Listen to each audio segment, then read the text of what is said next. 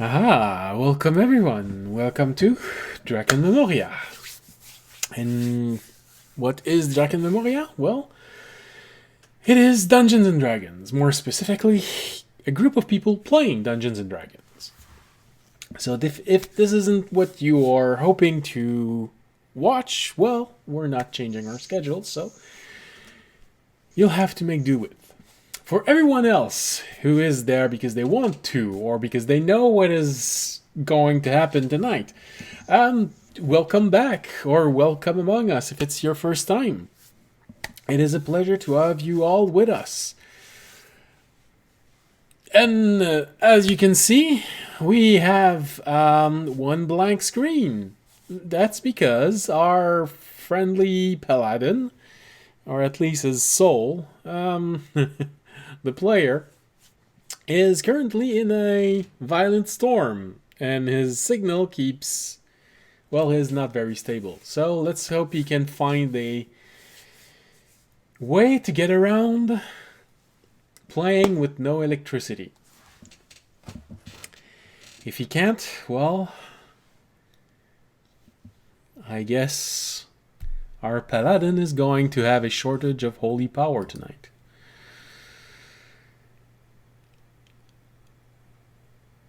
You see, Okay. this is what happens when you turn to man-made science-y power to solve all your problems. Electricity will fail you. Your god will not. Exactly. So, it's happening because he had doubts. That's what happened when you doubt into your gods. They just abandon you, leave you powerless. So, moral of the story, we all need to be thankful to our gods and just hope that none of them try to smite us or send someone to smite us. So, while we're giving our holy friend a few moments to try and figure his situation out, let's start with the recap of what happened during last episode. Because last episode, we had the conclusion of Remy's prank that ended in a fight with Tykar and a dwarf, which he lost miserably. Not because the fight was unfair to him, just because the roles weren't with him. So basically, he was distracted and didn't see a bad hit coming, and he really got hammered. And also, his lute got damaged because he used it as a club. And it's not meant to be a club, it's meant to be a musical instrument.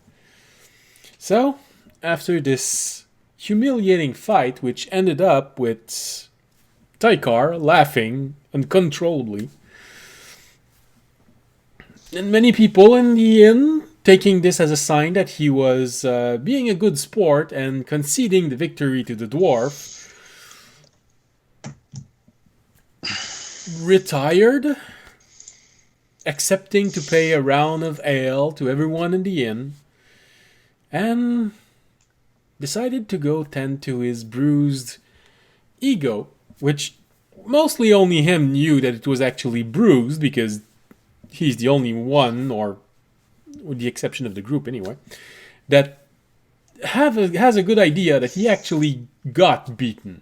For everyone else, it just looks like a friendly brawl in an inn at the end of a hard day.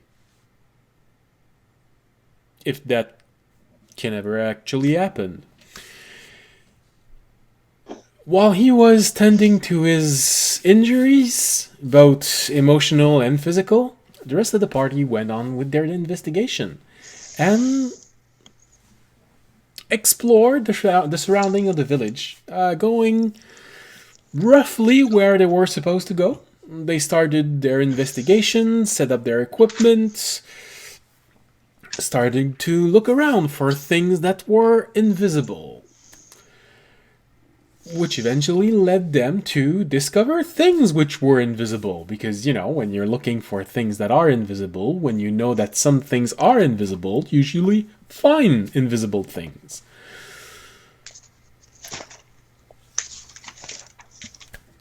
It just happens, So they found not just invisible object, but quite literally an invisible party of creature, all of which were trying to accomplish a goal of their own, with little success. But as they realized that our party was made of creature much bigger than they were, and since they'd been forced to enter this quest with very little preparation, they looked at the party and realized that they could use them to help them, politely said, but bluntly said, to be bait. Because they're harder to kill than the small creature that they were. So, they shared information, they looked around to have a better idea of the creature that they were going to face, learned that all they needed to do was hold off the beast for a minute or so, more or less. So the ritual that could tether him back to his home plane could be complete, and the beast just sent back to his fiery realm. No problem. What can go wrong? Well, apparently we have a shortage of holy power, so there's that. With much deliberation into making a plan to have success, or at least try and not get killed in this endeavor, they all decided to go back to the inn for a night of rest, sharing information with their injured friend when the morning come, and come back and try and get this creature back to where it's supposed to be. And so this is where we left off last session, with the party slowly making its way back to the village. Audience looking a bit distracted with the image of the Lady of Ash that he had seen in a book, still lingering in his mind, being a bit distracted, passing a comment from time to time. Lady of Ash.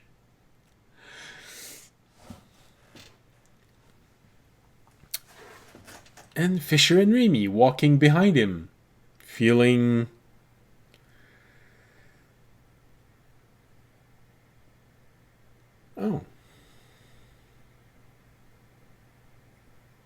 we have an audio problem.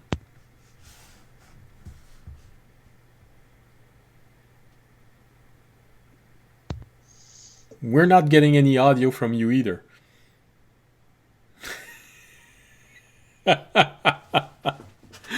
Apparently it's going to be a troublesome stream tonight.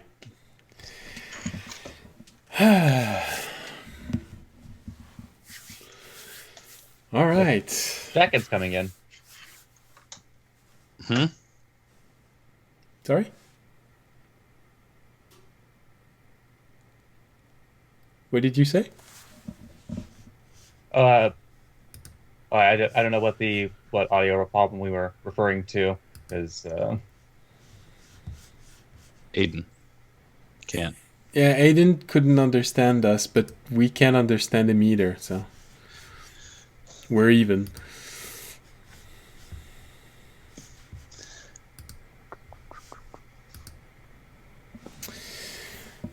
All right. Well, apparently, which is a bit funny because we could hear him earlier on.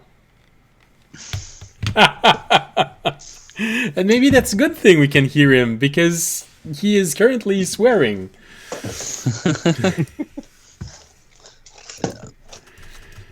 Which isn't to say this is a, PG stream, but I know, but still.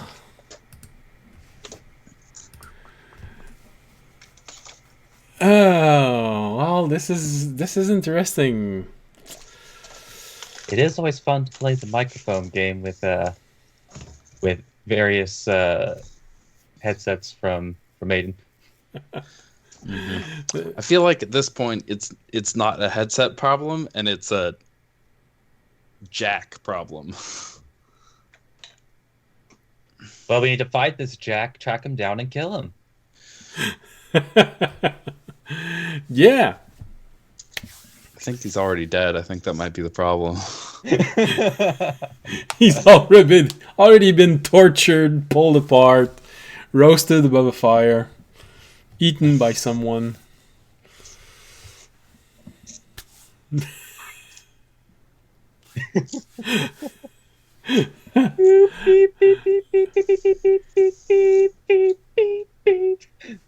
All right, well. Okay, let's see if we can't help this.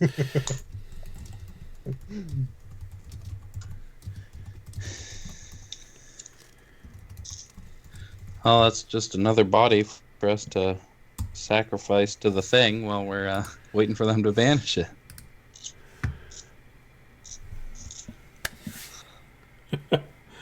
Well, I don't know if we're gonna get our bard this session. Oh, we can see you, we just can't hear you. So You can just watch the stream. watch and the then horror unfold.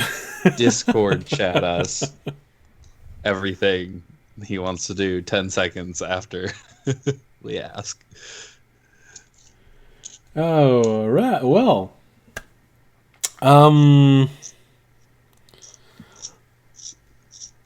let's see. Give us a few moments, everyone. We're gonna try and make sure that you actually have a show to watch. Ah. Too bad I don't have the screen for... we're having technical difficulties. So... Let's just insert. Insert the intermission from Monty Python. Holy Grail. On top of everything, I can't find my pencil.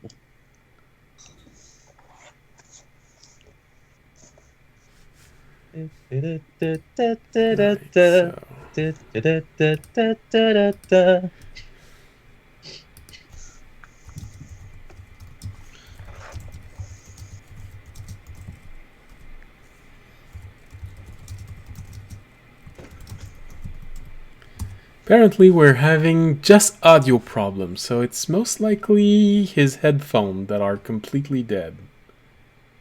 Hmm.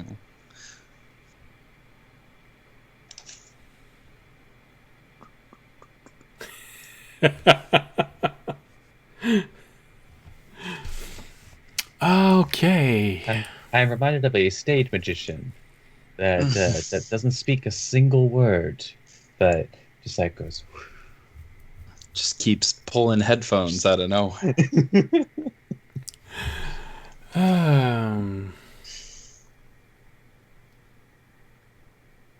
Although I guess by that logic, does that make Oprah a magician?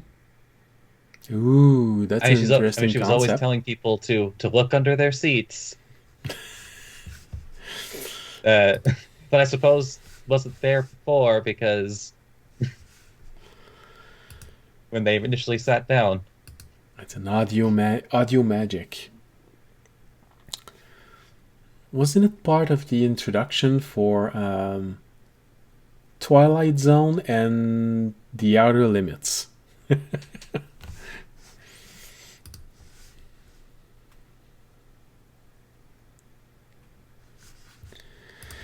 You have entered a world between mind and matter.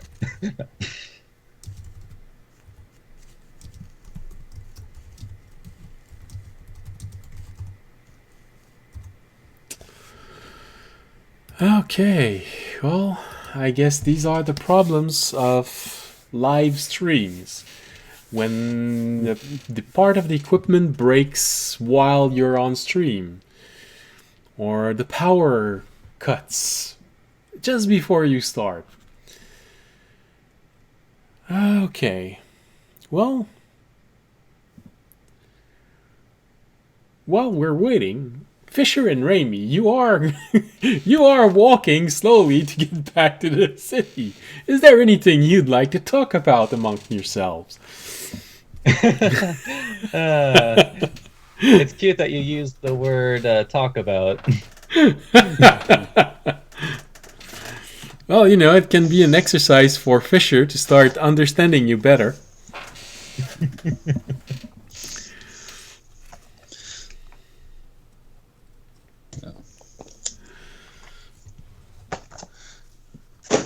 So this means stop.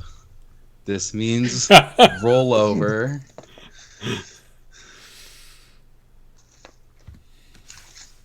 Yeah, This Raimi means is stop killing me, I'm dying.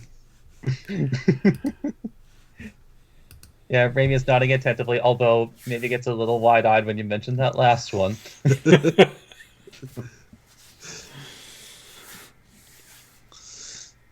This isn't gonna work at all. And you hear Terranad say, I wonder how he's going to say, I want a pickle sandwich with mayonnaise.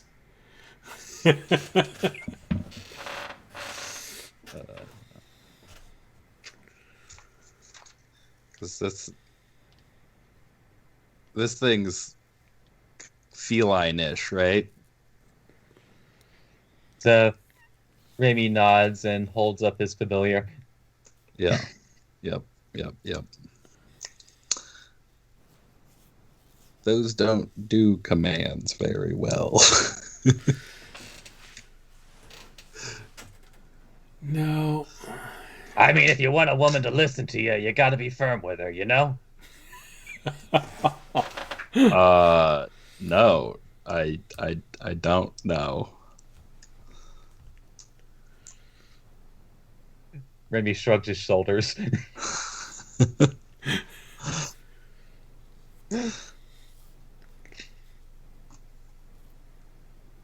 Hopefully with the realization that he's just repeating things that he's said. Yep. Heard. Fisher knows how Raimi works at this point.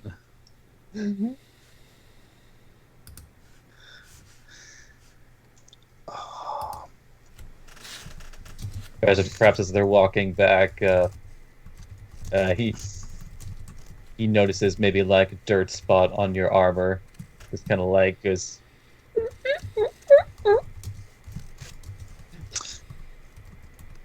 Yeah, I don't think that's gonna work. This is you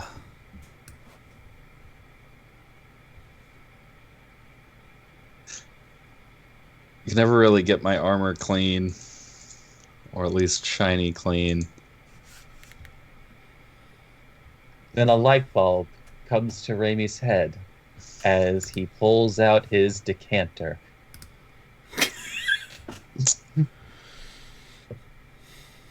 You know, I think I'm good.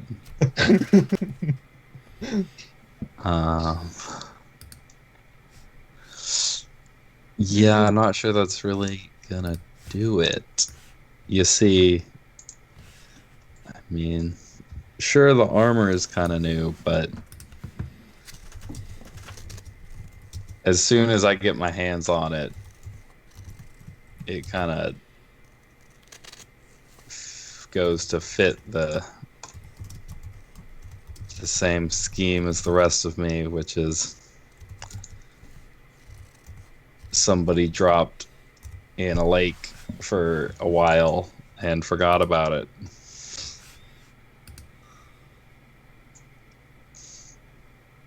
He opens his beak, and the sound of power tools start echoing from his mouth. You know, I feel like that would hurt just a little bit. You know, uh, not really. Plus, I don't know. I kind of like how it looks. I don't need to be shiny. Do you want me to be shiny? Is that what's happening? Would you prefer it if I were more shiny? Remy does have this guilty look on his face. Everything's better when it's shiny. Uh, yeah, sorry, bud. You see, when you're shiny, people look at you. You draw more attention. And then you have to deal with them, which is not something I'm good at, so... Remy points at audience. Exactly. He's good at dealing with people, so he gets to be shiny. Just as you say that, you see him go, Lady of Ash.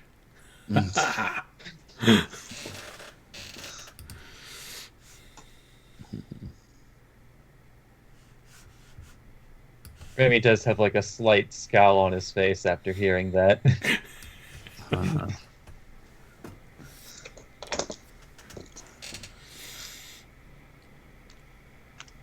you know, Ramy, I think I really hate to break it to you, but I'm really not sure that your audience's type.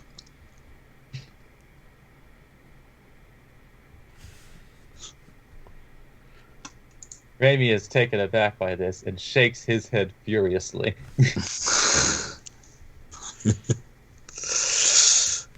Well, But that's you the know, first step. I mean, then again, I am me, so what the fuck do I know about that?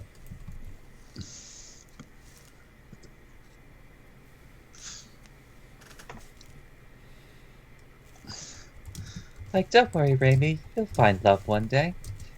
And then pats you on your shoulder. Uh, I'm sure you will. At some point. Like, he then points at you. You know, that's not really something that interests me. First of all, I mean, if we get down to the core of it, I am a thing. I'm a construct. Don't really have those base reproductive. Yeah, I guess that's not. I don't know. I've got other things to deal with, and I've never met anybody that would make me think otherwise. So,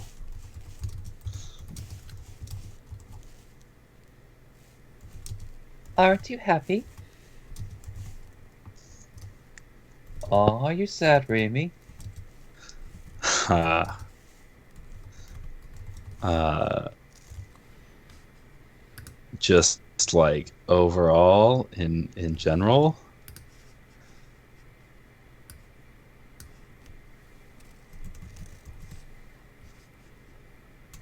I'm not really a talker.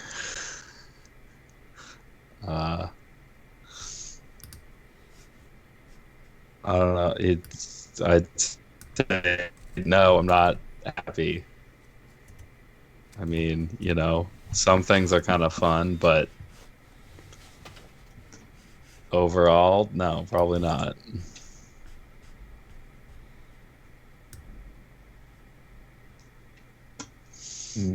Randy has like this contemplative look on his face and kind of like keeps looking toward your body, back to the ground, keeps thinking some more. You know, the problem with being happy is you get complacent. And then you don't have the drive to do what you need to get done.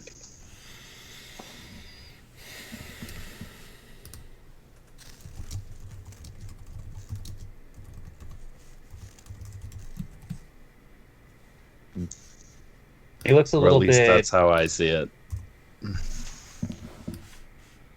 He looks a little bit sad at that, but then kind of like rushes a little bit forward and like in typical Rainy fashion, just like makes this beautiful rainbow right in front of himself, and even does kind of like a little jazz hands.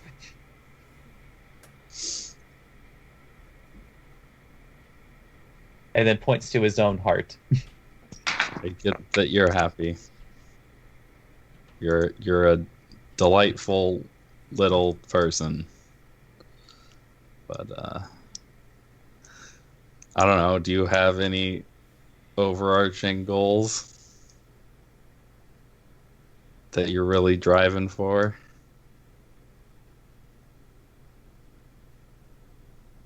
It's at this point that he takes out uh,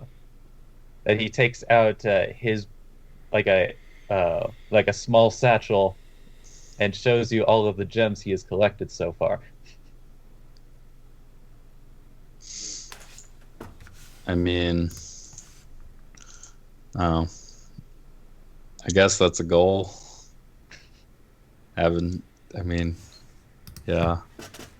I was thinking more, I mean, are you ever planning on, I know this is a kind of sore subject for you, but going back to where you were raised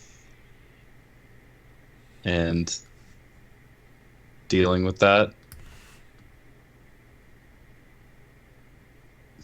Like he like if they were still walking by this point, he actually kind of like stops and you can definitely see he has like a very pained look in his eyes. You might get the impression he hasn't really thought about this. And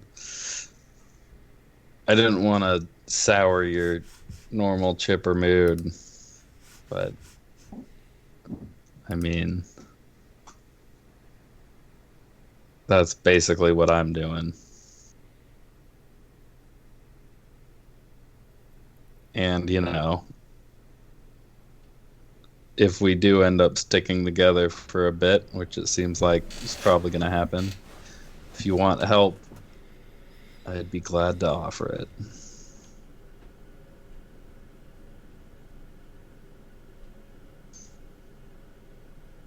So he does open his beak, but all you can really hear are words in a language that unfortunately you don't understand. Mm-hmm. For my personal curiosity, what language is it? In Undercommon. Okay. Mm-hmm. Do I recognize it? Uh,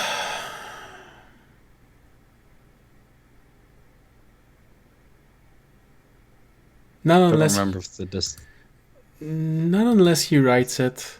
You've seen it written before, but you've never. I don't think you've ever heard it spoken. I think the Dashari swore at us a lot, but other than that, So you know a whole bunch of curse word in Undercommon, yeah. but other than Ironically that, enough, though, you might recognize some of those curse words in what he's saying.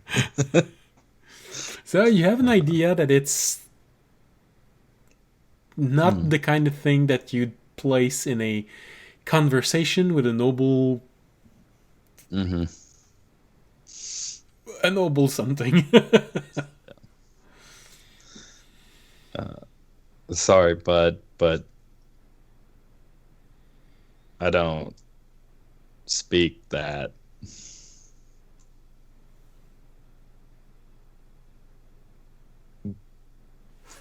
If you like, you could roll an insight Ha! because he recognizes that you don't understand it, Oh, but let's go.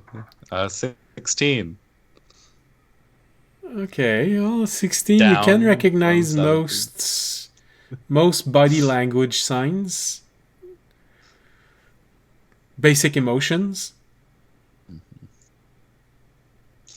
like you, it's like even though you don't understand really many or any of the words of what he is saying, but you can kind of like I guess based because of like all the cursing that the Deshari elf like from previously was doing, like you get the idea that the tone is the same. And Mhm. considering that Raimi only repeats things that he has heard, They were directed at him. So you gather that someone was very mad at him and swore in Undercommon. He's mimicking anger directed at him with That this. is, I don't recognize the words as much, but that tone I'm rather familiar with.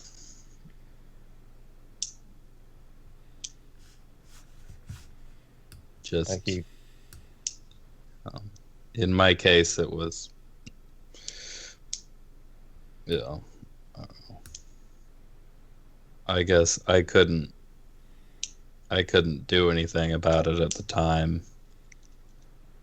And then when I did, it didn't quite work, so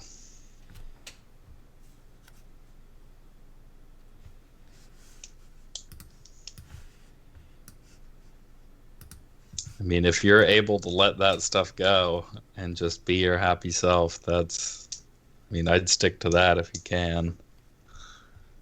Because this shit's not super fun.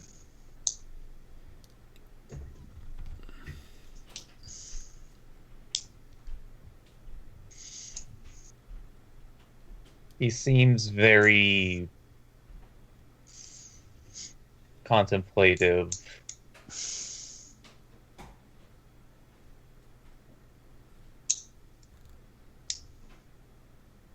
Before like answering, and kind of like a voice that you've heard before, though not very often. Like again, a bit something a bit more sage like.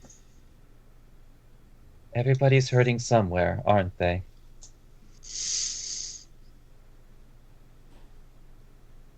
Yeah, probably.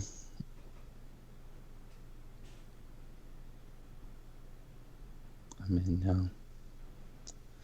Where do you think audience is hurting? As he's like 15 feet away, strolling totally oblivious to everything that's happening. Smiling, looking up. Can just barely hear from time to time.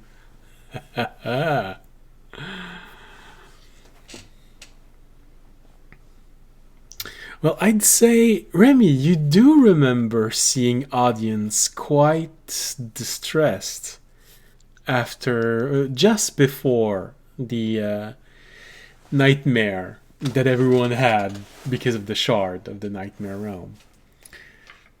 You do remember that he looked really sad for some reason.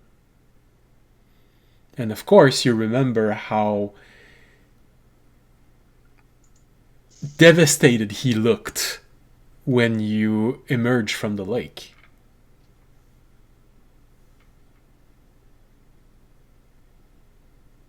So Raimi pulls out the medallion of the dragon and kind of presents it to Fisher.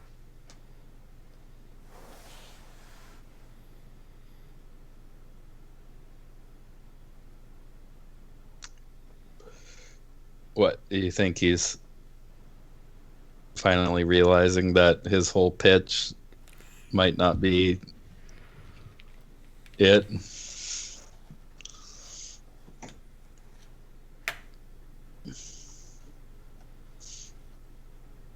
And he kind of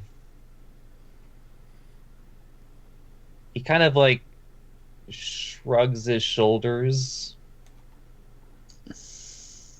like lightly. Mhm.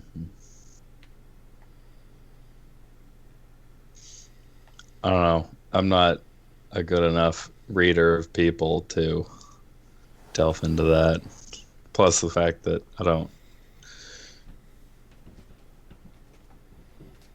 you could obviously tell how me and Anvar got along. I'm not really into the whole faith thing.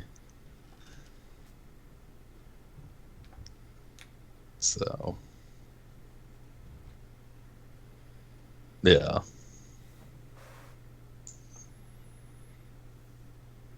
Maybe just kind of minor illusions, a treasure box full of gold.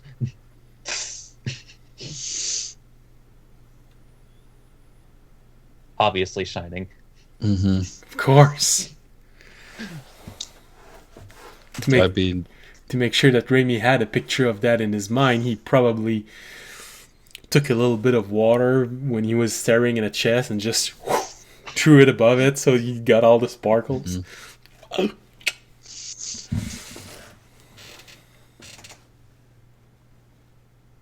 Are you trying to tell me that's your faith or that's my faith? Like he does point to himself, the medallion and the stationary treasure chest. Mm-hmm. Makes another rainbow. I guess those fit pretty well together. Dragons are known for their shiny things.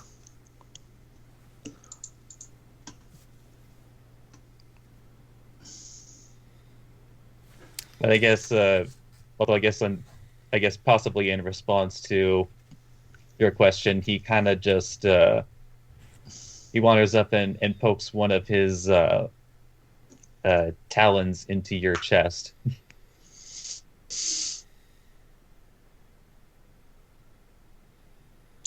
Just a quick question. Are you poking at my chest or are you poking at Terranad? Like he's poking at your chest, but I'm not sure. Like, does he actually know where Terranad is stored? Specifically in your chest. If you look at the new cool art, that's where it is. It's there.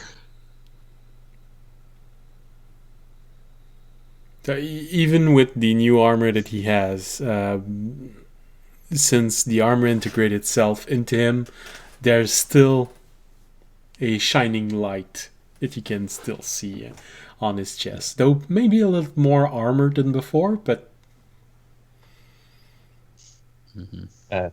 he does open his mouth again in that kind of like same sage-like voice you hear.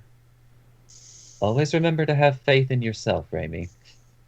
That's all we can ask of you. That's a good idea.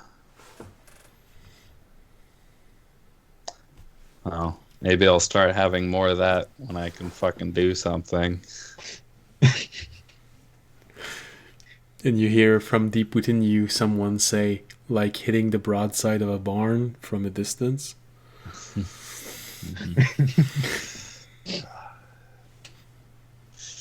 Yeah, it's a little harder to have that when you got somebody in your head just, churning through the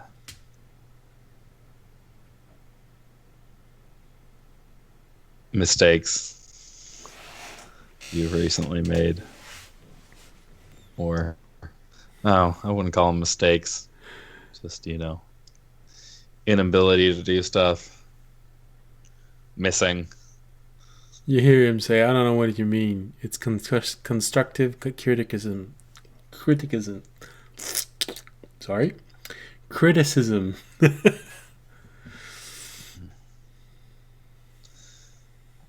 I ignore him. So Raimi thinks to himself for a moment. Then in that exact same voice he was using before, but it seems to have like a playful tone in it. It's like, oh, come on now, little one, you'll have to try better than that. Wow, now you're telling me I'm not trying hard enough? Raimi shakes his head and then points to himself. Down. Raimi shakes his head and points to himself.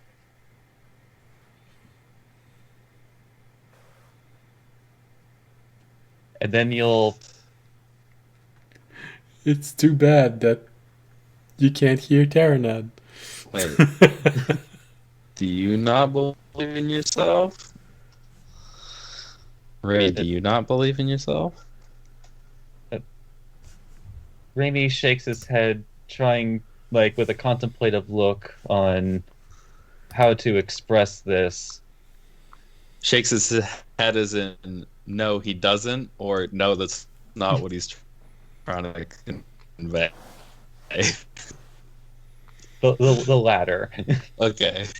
So he has an idea, and he kind of like looks toward audience, and you're going to see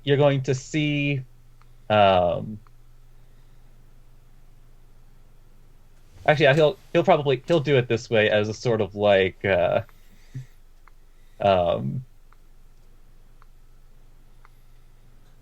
yeah, sort of like a demonstration, but you'll see that that suddenly, like, the pouch of gems that he was holding has started floating over to to audience, and it's kind of like lightly tied itself to the belt.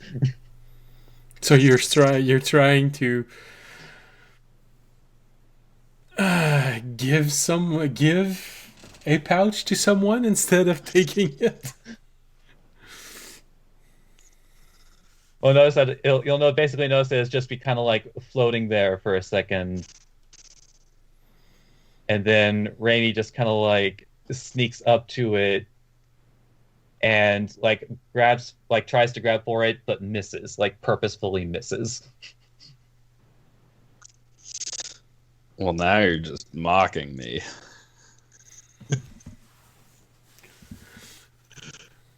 Raimi just puts his head down as though you missed an important point. As he points to himself. Yeah, I'm kidding, Raimi. I know that's, yeah, you don't do that. I get, or I think I get what you're trying to say, but yeah, no. Oh. I mean, yeah, that's why I'm not going after what I want to right yet, because I know if I did, it would not turn out well.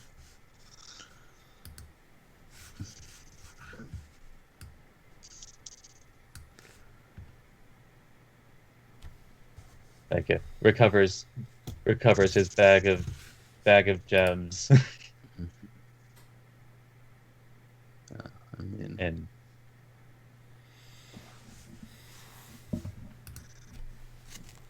yeah, overall, yeah, I mean, this magic stuff, honestly, I haven't been going at it very long, so you know, I'll get the hang of it eventually.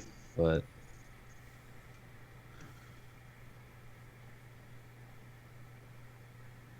Hmm. You know, he thinks, and then Remy does take a talon to your chest again, but then he very explicitly points to the place where Terranad is stored. hmm.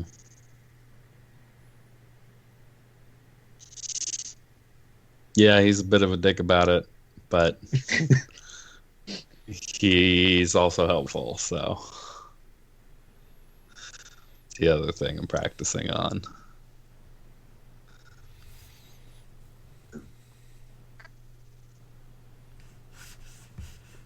Plus, because he's the reason I can make things shine. So he's not completely useless. Well, that's very generous.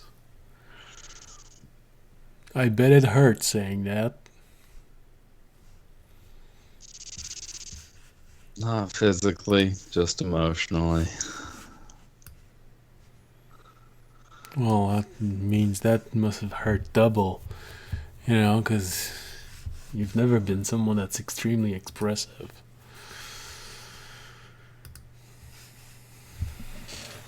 It's not easy to be expressive when you don't have facial muscles.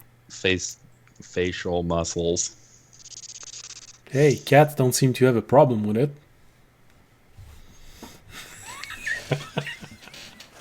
Not really cuddly. Maybe you should try.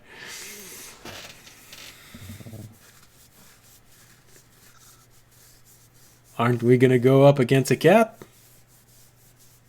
Maybe you should try and cuddle the cat. That's not gonna be a good idea. Well, that's the first sign of intelligence that you've shown so far. I am proud of you. You do see suddenly Remy holding up this familiar again and presenting him to you. I'm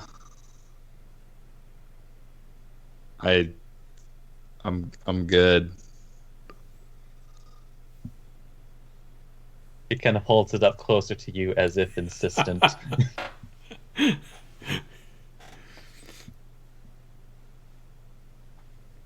I'll pick it up, but I'll pick it up I'll hold it like Someone who's allergic to somebody cats. who really is really like when somebody hands someone their baby that's really uncomfortable with it, and they're just holding it out here, by the armpits. I'm just holding it like that, Like someone allergic to cats. mm-hmm. Yeah, I don't. Remy points to himself and kind of puts his arms as if to show you how you're actually supposed to hold them.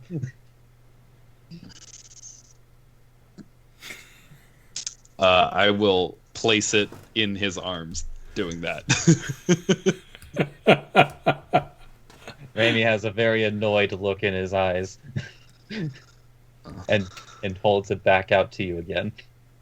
Aww. Oh. If only we could have a lot of viewers. I'd love to see this in some sort of fan art. Well, it also feels like this conversation is going to be the stream for tonight.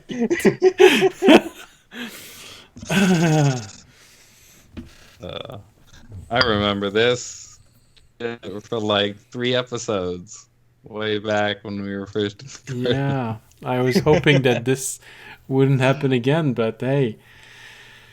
Our friend Aiden has had, unfortunately, to take apart his computer trying to figure out what's the problem. This is why he's been away for a while. And he is I do feel like it's definitely a computer problem, because he's gone through way too many pairs of headphones for it to be just a headphones problem. So, and we have a player down because of storm. So, this is not gonna be a very action heavy stream tonight. It's we can probably keep on talking for a while, but I think that at our usual break, if we can't get any players back, it might be the stream for tonight. Let us put a 0.5 0.5 Yeah. next to the episode count. Part 1. There we go. Those are unfortunately the problems of a live stream. You never know when the technical difficulty will just cripple the stream for just long enough to be annoying and topple the session. Fisher's going to begrudgingly take the cat and try and hold it like that, but like end up like pinching it multiple times between plates of his armor on accident. Or you see, it doesn't. I'm not good at this. So you're trying to hug the cat and, trying to open your mouth so it looks like you're smiling. But since it's just the jaw that just opens, it's sort of just a...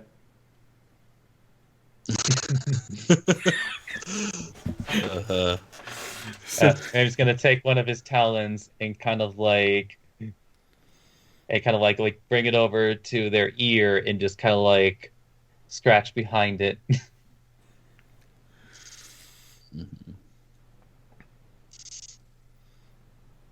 And you see Fisher trying to replace the cat, and then you start hearing your cat go.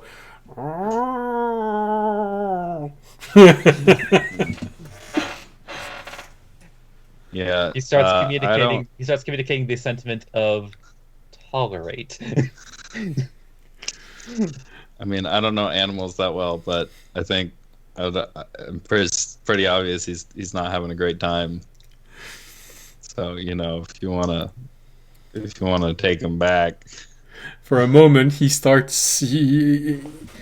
Twinkling Bell starts to struggle to try and wiggle out of Fisher's grasp, and the turns into. But then Remy, you just say tolerate him, and you hear your cat go from.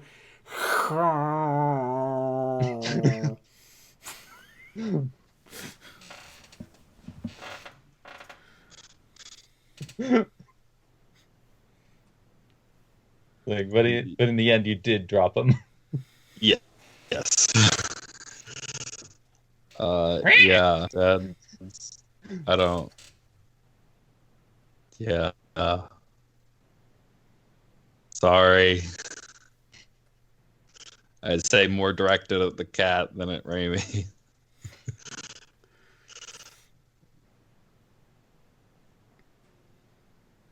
Like he kind of like gives out a sigh of defeat, like repicks him up and starts giving him probably the intention he actually wanted. Grooming him a little, placing back the fur, and correctly noticing that there's a small patch of fur missing, and you notice that it's wedged in between two of the metal plates of his armor.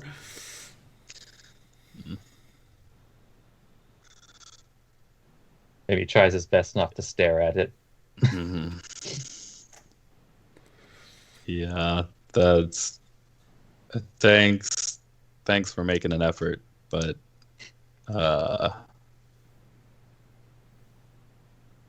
yeah,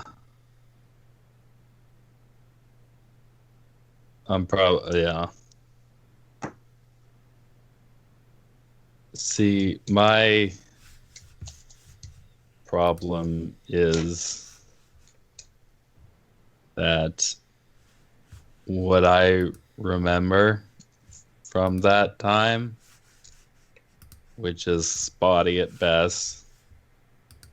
But it's a whole lot of just murdering people.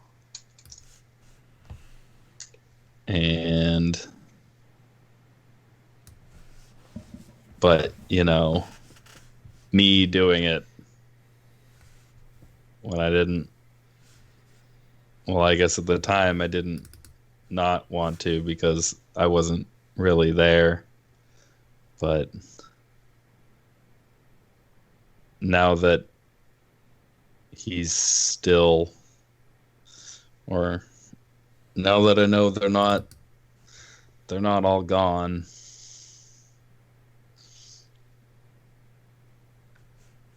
I mean, I've tried, but I don't really sleep.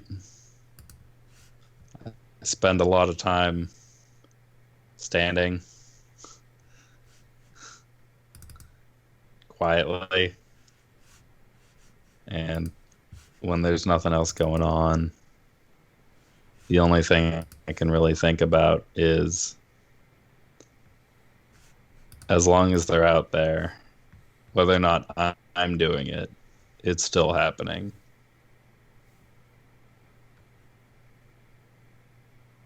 And because they got away the first time, I'm responsible for part of it.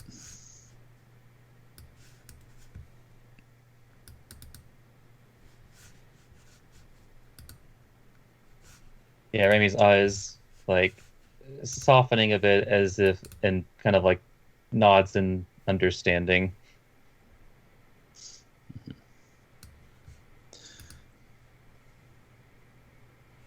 Yep.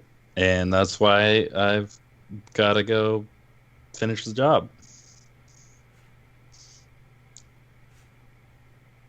And you probably noticed during that, Fisher's eyes, which are normally very vibrantly red, turned more like purplish for a bit. But then as soon as he was like, and that's why I gotta go kill him, they went back to red. Remy is very attuned to colors. Yeah. He also passed the perception through the roof. Well, it's not through the roof yet, but give him a few proficiency boosts, and we'll get back to you on that one.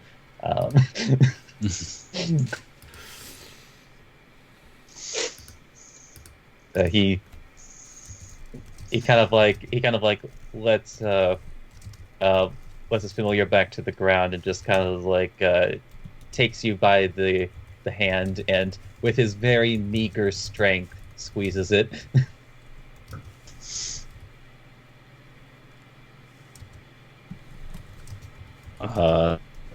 Thanks. And then pulls out Bloodhound. Okay, I'm curious. What are you gonna do? Stab me?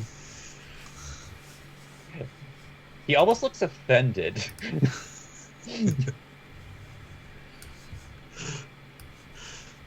Or are you trying to say you're with me?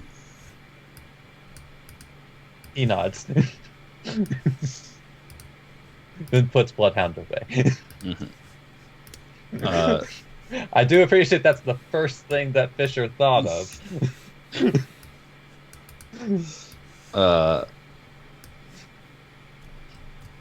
Thanks. I guess. Yeah. And then he's gonna very awkwardly put a hand out and gentle pat Raimi on the head. You know what? Just because this would be funny, I feel like an athletics check needs to happen. For what reason exactly? 16. Just to see how controlled it is. Fair enough. Okay, yeah. To see, literally after what just happened with his familiar. Uh-huh. There's a reason I didn't squeeze his hand back.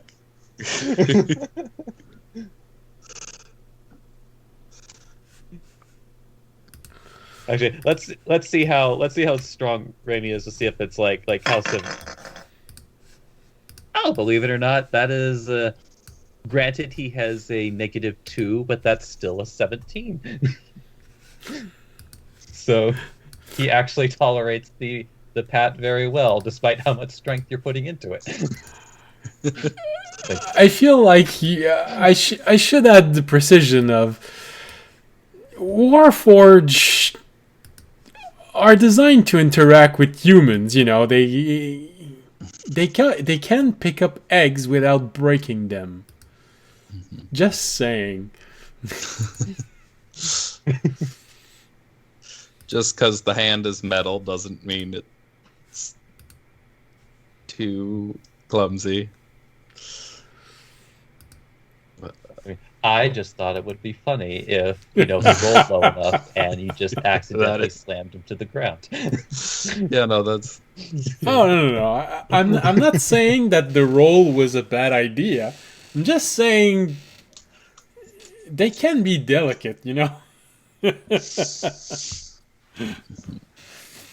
But it could definitely have been too strong for Remy's taste. Yeah, Well, yeah. I guess in that case, if you ever want to deal with stuff, same. Or if you just want to dick around and collect a bunch of shiny stuff, I mean, I'm kind of down with that too.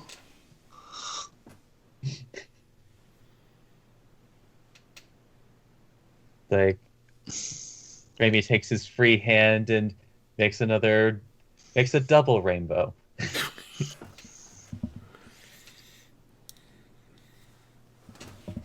You've only seen that happen once, I believe, Fisher.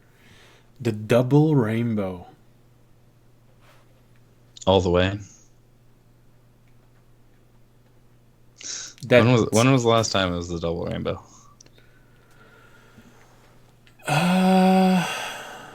Wasn't it in the garden?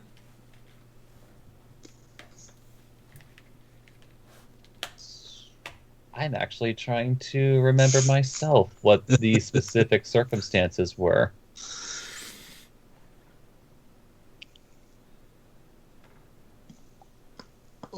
It was either in the mine or in the garden. I'm not sure which one. Oh well. Regardless, you could probably understand the intended meaning when it is a double rainbow. Yeah.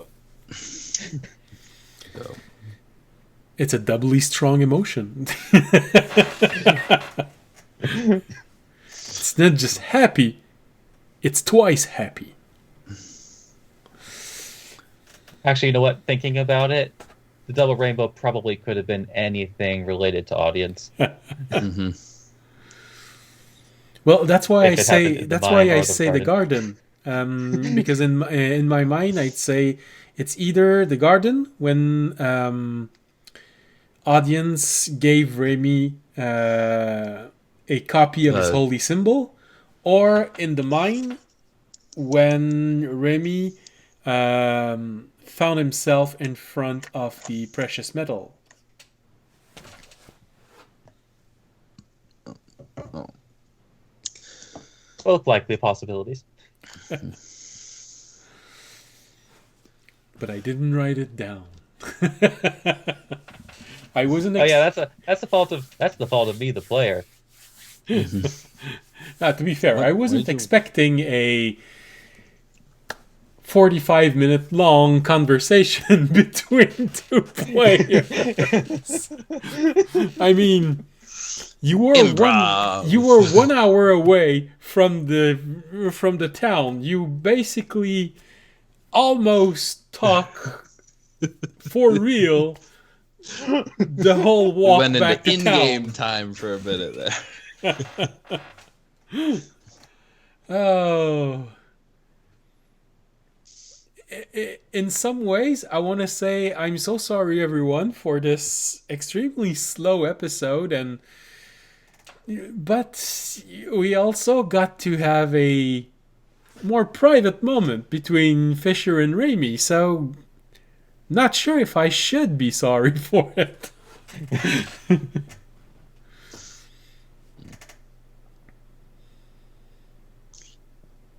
If anything, you should all be surprised that a conversation this long has happened with a character who rarely is able to speak. The one And also who another can't character that talk tends and the to one observe most situations than to speak. Yeah.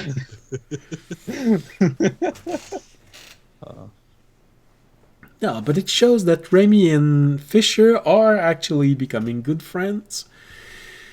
Actually, I think Raimi is the one that's adapting best to the entire group. He has a strong relationship with audience. That's mostly one way. He has Fisher that's slowly becoming a good friend, and there is Thaikar, This which new dude.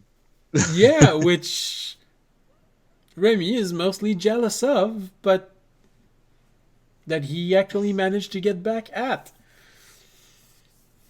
by throwing a mug of ale, of stale ale, making sure he gets beat up by a dwarf, and forcing him to laugh into submission.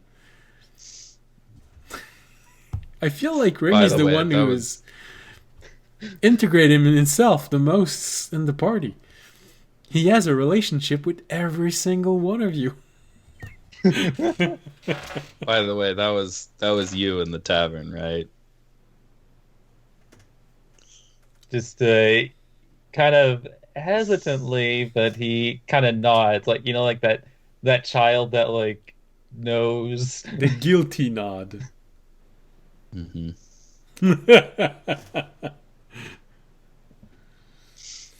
Oh, wait, what are you guilty about? I mean, that was a pretty good way to stop the fight. Better than, I think, what audience and I had planned, which was just, hop in there. Mentally realizing now what he's referring to, he perks up a bit more. It's like, whew. Just not.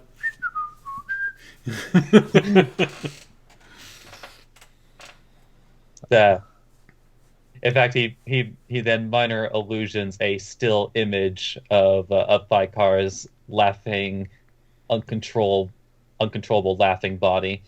Mm-hmm. Convulsing with laugh.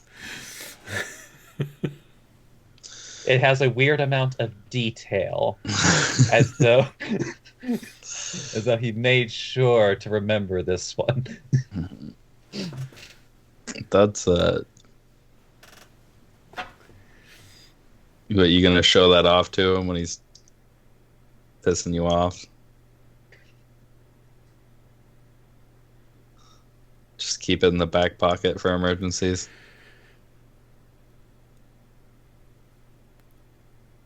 It's like he doesn't really like nod or shake his head, but you get a very rare sight, a wink.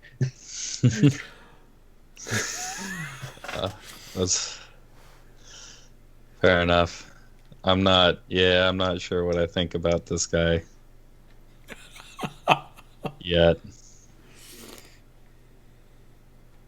Kind of like turns his head back to audience for a moment, staring hard, and then turns back to Fisher.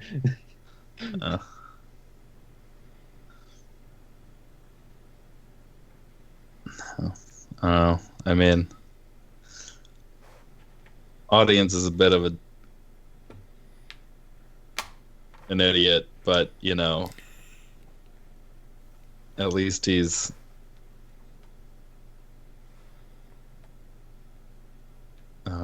this new guy seems a little too self-absorbed. I mean, if getting hit with a coffee mug is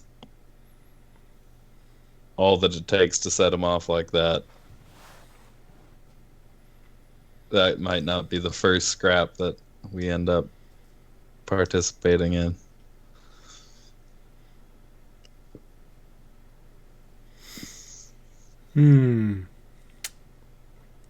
Fisher, for a brief moment in your mind, there is the voice of someone that you haven't grown to like very much. Just comes and goes. You hear the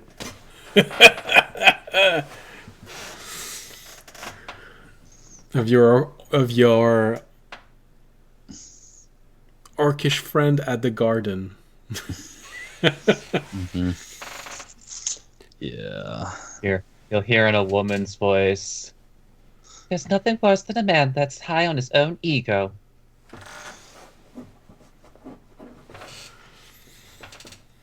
Yeah, no, that's accurate.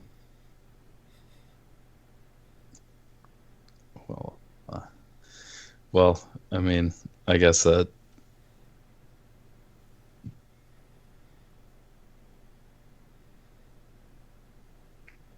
a dangerous man high on his own ego. Because, I mean, if he kills somebody, we get in trouble.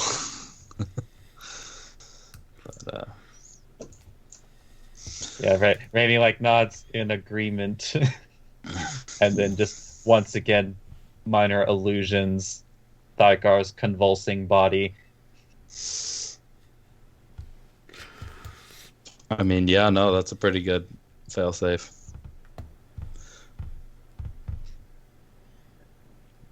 And it looks amazing every time you look at this image. Everything else, you sort of get the feeling It's clearer than my memory of the yeah, event. it's the difference And it only between happened a few hours ago. it's the Yeah. difference between normal resolution and high definition.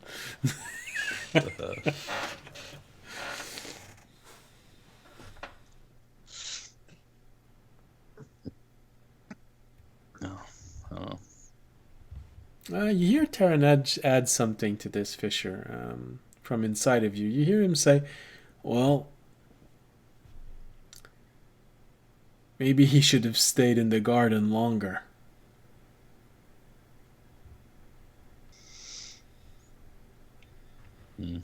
There are adventurers in there, which feels like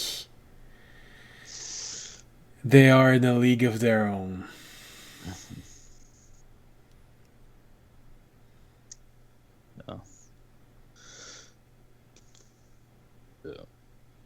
Well, I mean, I guess we'll deal with it. He was pretty useful in that weird nightmare place thing. So, at the very least, if he gets us into something shitty, he seems like he might be able to carry his weight back out. Either that or someone's gonna carry his weight somewhere else. Because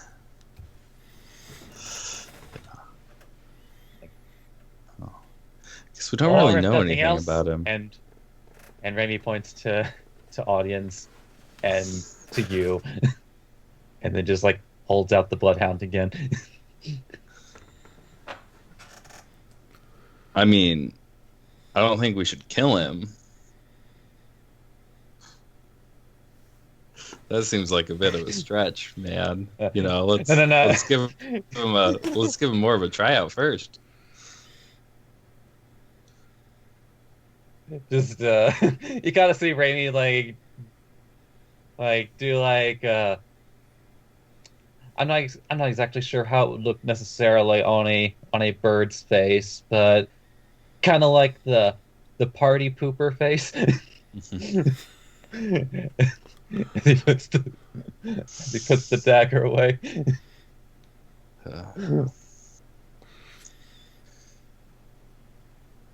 I'm You can just insight to messing see with how you. serious he is about it. Does he? Does he need to? 10. Oh, it doesn't seem like that's. Raimi's not up for cold-blooded murder No, but yet. you've seen what women rivalry can look like. This does feel a bit like it. Have I? I don't mean to say that you've experienced it, but you probably have seen it. I am aware of the concept. Yes. Yeah. I mean, with a 10, I at least think you would be able to say like, just like, nah. But then you have like that lingering doubt in your head. Would he? Uh-huh. You know, there is this saying, there is no how do you adapt this?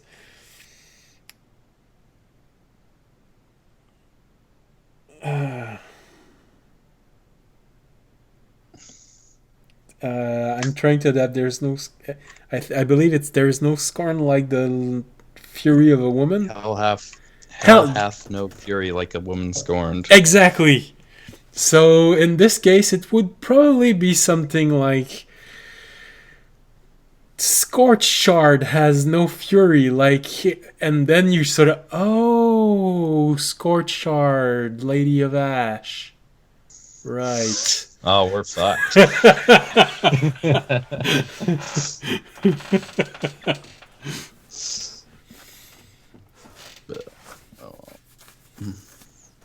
You know, if it's any consolation, whether or not your audience's type, I really don't think the new guy is. Yeah, it's just like he. Whoa! Like he gives a very affirmative nod, like yeah, of course. Almost like it also like folds his arms in just that same way. Done daydreaming, audience?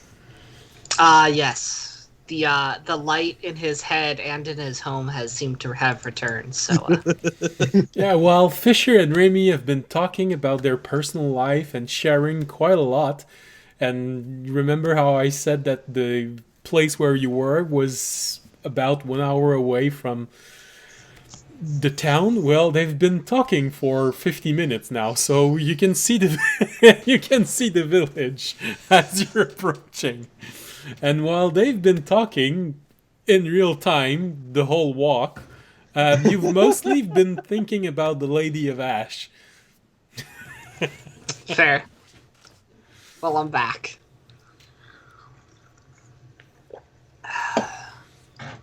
Meanwhile, just like Raimi and Fisher have been having a heart to core conversation. So just to put you back in the conversation, if anyone is still watching the stream, I just said that when the break would come, unless one of our two other players managed to come back, this would probably be where the stream would end. But since you're back, we could take care of preparing the next problem, because we only have half a stream left. Tykar Aiden had a audio problem. 15 minutes into the stream, his audio cut, and he hasn't been able to get it back. Unfortunate.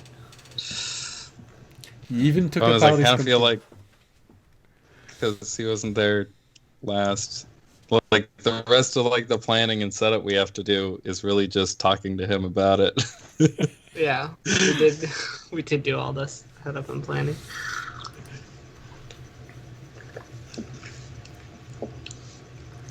But Well, so, audience, you finish your daydreaming of the picture of the Lady of Ash And you just... Yeah. And you realize that someone's talking behind your back. They've been talking for almost an hour straight. You've never heard Fisher talk so much. And Remy tries so hard to talk so much. I'll give them each a nod. Catching up, you two. It's good to see. And it feels like you heard Remy your jumps a little name bit. mentioned. I'm gonna try and make an insight check to see if audience came back to his senses fast enough to hear the last thing Fisher said. That's a 3. I'll roll my own insight. That'll be a 14. You boys talking smack about me? Well, you do have a feeling that your name was mentioned quite a few times. Yeah, just so much shit. You know? Because you're just like the worst. Yep. Although keep in mind that Raimi is part of that conversation, so decide for yourself if Raimi would allow such shit talk. True. No. But Just- Raimi does jump a little bit when you start speaking again. It's like, whoa. Then for a Yeah, moment, Remy, you start fearing that he was actually listening in the last few phrases of this conversation.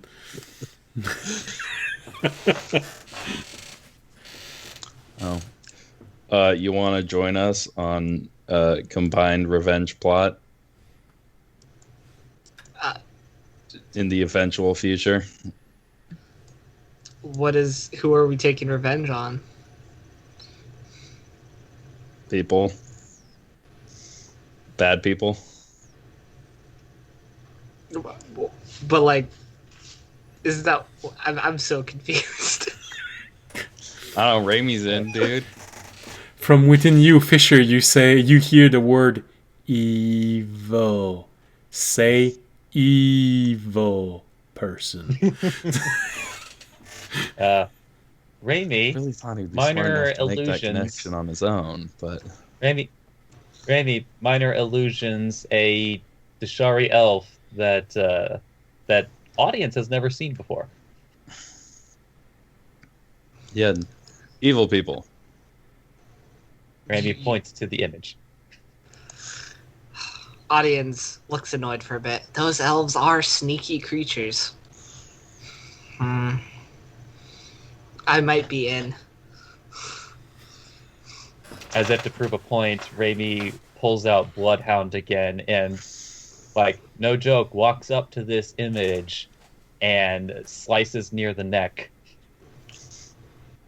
Well, that might be a little strong, Remy. They are annoying, really good at getting out of ropes, but stabbing them in the neck might be a little strong.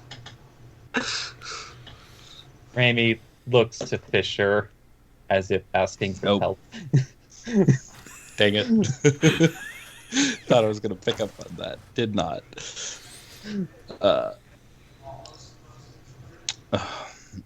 Oh, fine, we'll do it without you. Fuck, heckin' rude. No, I mean, Thought we were a party. I'll help. I'm not against helping take down evil, people. I'm just saying, like, I'm not going in and like with this plan to like stab everyone I see.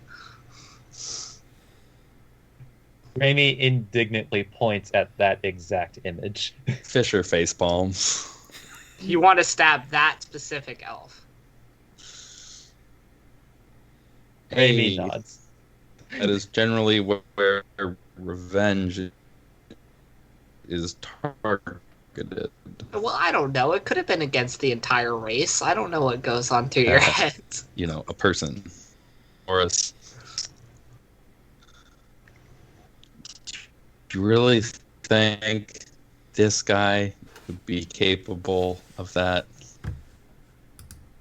No, but I just wanted to clarify. So but we have a lot of other missions to do. Is this like a near future thing or like a far future thing? No, this down the road. Oh, okay. I mean, sure. If we ever run into him, I'll pin him to the ground for you. Cool. Raimi's eyes get wide for a moment, thinks about it for a moment, and then shakes his head. But remembers that audience said that. Raimi will remember this. He may be repeating that phrase like for several nights. So, All right. So, as this conversation slowly fades, you arrive to the village. Nearly nightfall, and feel like this was a good walk, good brisk walk in the chill night air of first third of the summer. Good conversation. You talked about smiting evil, helping someone beat evil. You thought about Lady of Ash. Yeah, the image still lingers a bit in your mind. And you have a feeling that someone talked a lot about you. And, it's not one of those things that, oh, someone talked about me. No, it's, I think someone talked about me. Yeah.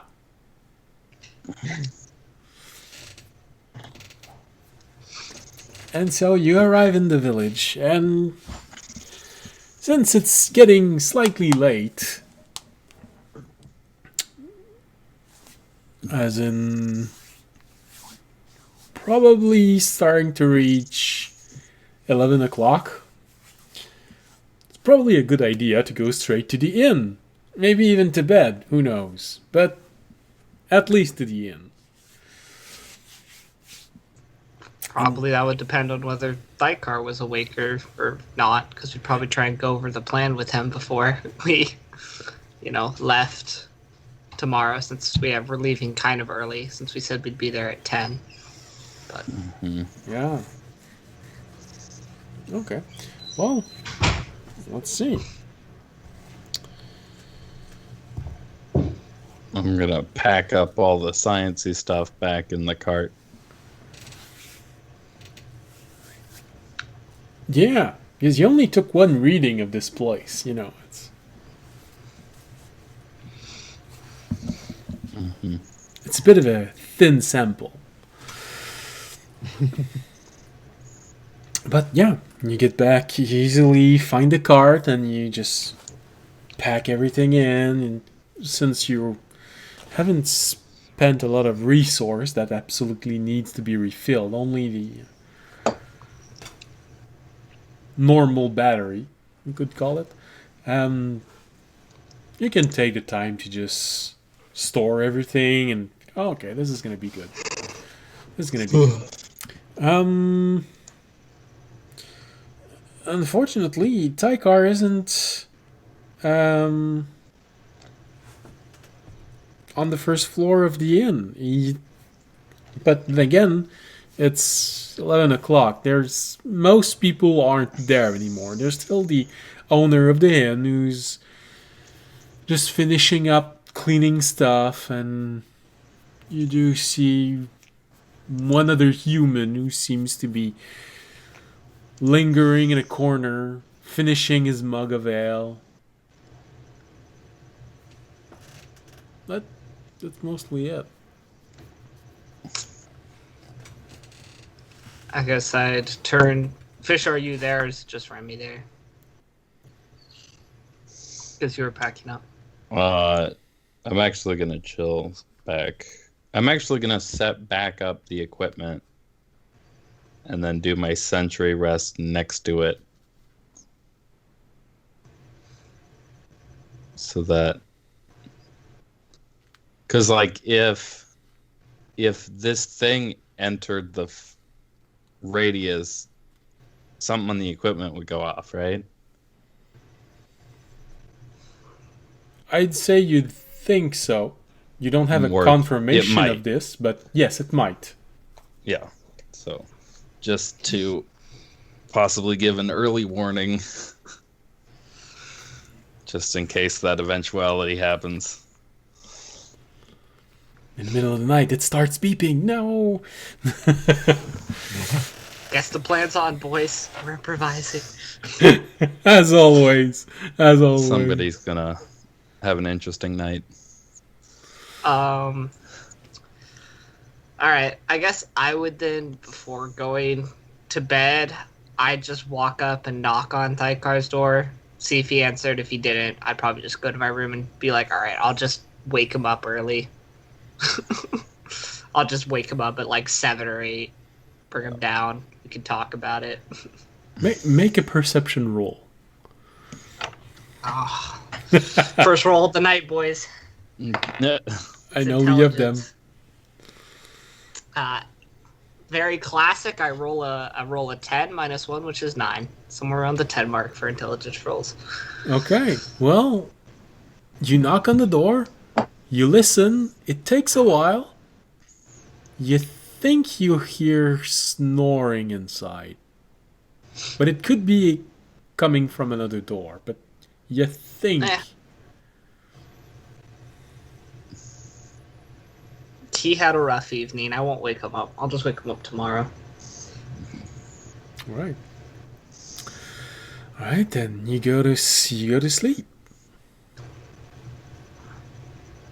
So, Fisher, you place the equipment, you activate it, you go into sentry mode, audience. Remy, you, depending on if you followed the audience or not, if you stayed in the first floor, you just see him go up the stairs. But if you follow him all the way to your own room, because you have a slightly less grandiose room.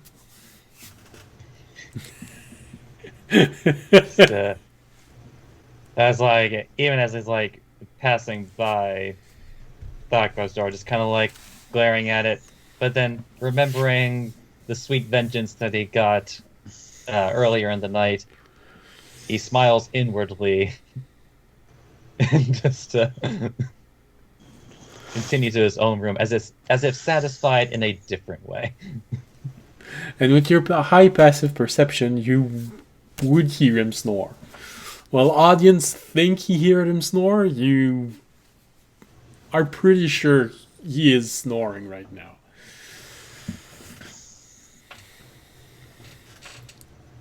And you're pretty sure he's thinking about himself. But you know, that's just assumption. So, alright, so Not an invalid assumption. an educated guess.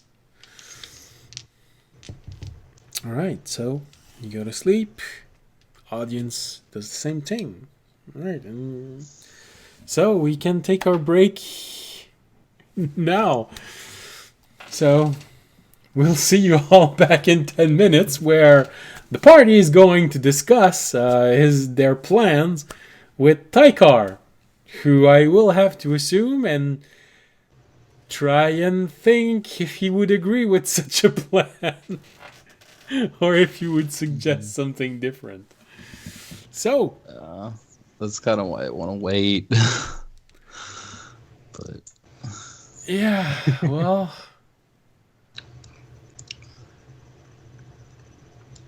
Quick, a 3-person dream sequence. Yep. Improvise. who knows? Maybe. In this dream, Raimi talks. Wait a Oh. minute, that's not Raimi.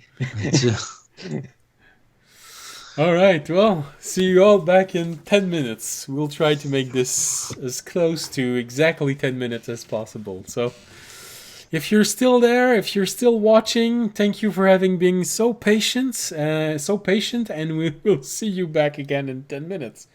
If not, well, you definitely missed an interesting conversation, and hopefully you will see it in the VOD or on YouTube, you know. See you back in 10 minutes. Bye.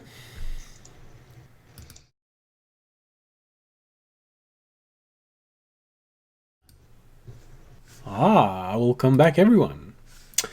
So, as you can see, unfortunately, Tykar is still sound asleep because he lost his voice and hearing. You know, it's those stress thing that he temporary deafness. It was a really bad hit to the head. Yeah, He just didn't realize how also bad that. it was until he went to sleep. You know, he just went to sleep, and then suddenly he started losing an ear, and no sound. And suddenly his nose started to bleed, and then sound came back, but nosebleed isn't good. You know, it's one of those things. You just, all right, I'm gonna just go to bed and try not to drown in my own blood. All very cheery stuff. So,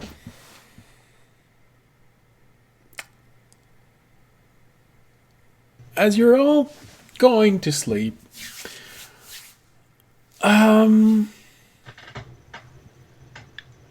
Fisher, could you do Fail a wisdom save? Sure, I can do that. Yeah. Sorry, is that actually what you wanted? No matter. I can do it either.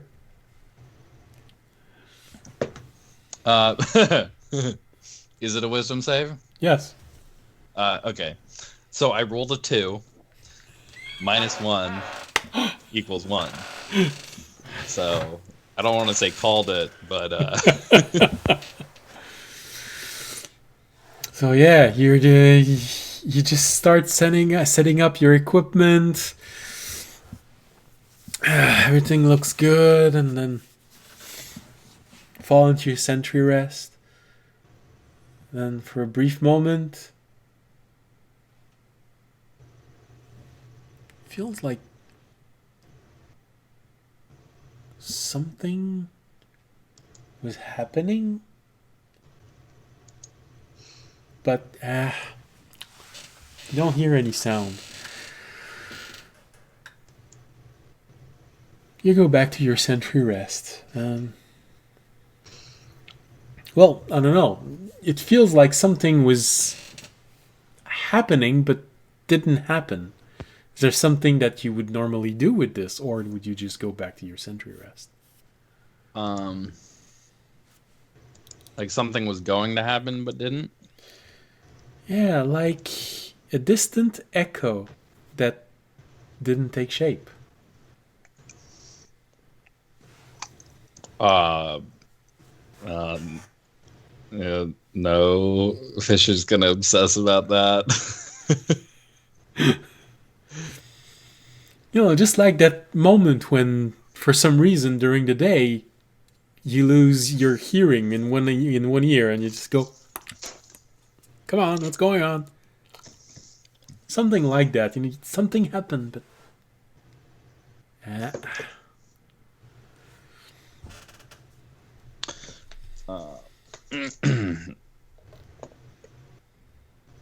I just rolled an intelligence check.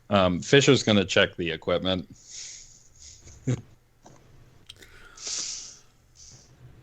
Oh. Oh, that's an interesting thing. I wasn't expecting this one, but that could be interesting.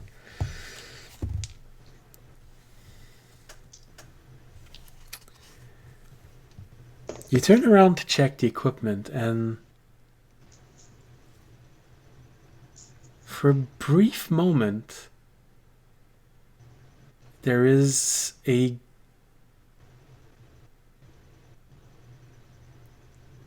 after echo of something, but it sort of disappeared just as you watch it. Huh. So there's this moment of, oh, I wonder if something happened. Oh? Oh.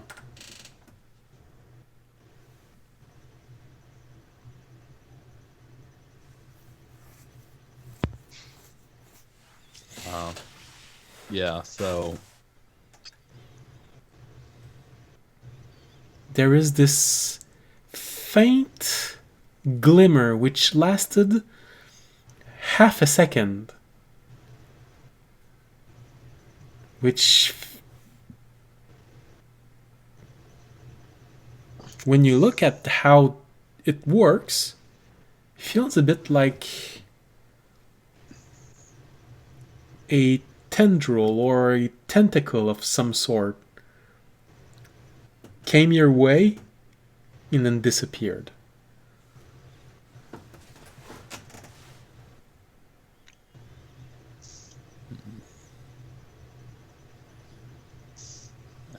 after spending a good amount of time fussing with the equipment, seeing if I can get anything else from it,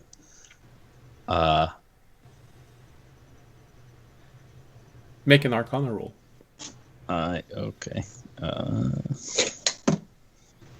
It's cocked. 15.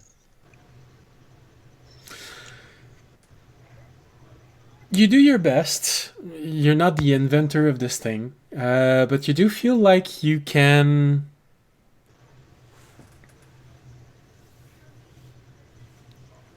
read properly what's been there, and nothing is left from whatever happened. You're not sure if there's a way to go back and look at past reading. You're not sure how they will read this when you get this when you get give the equipment back.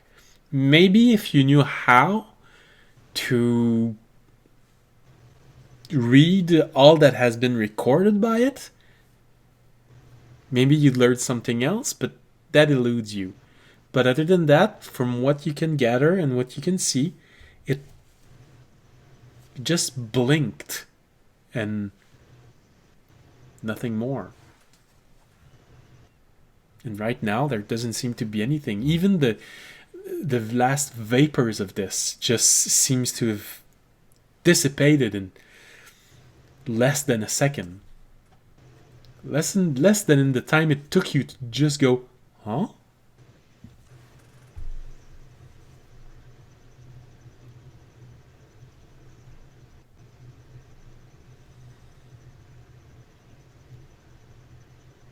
I think you're muted. Thanks. Not finding anything else out from the equipment, he is going to just like sit down in the cart and try and meditate. Okay. So you get in the cart and start to meditate on this. Start focusing, start remembering this, and slowly the world around you fades.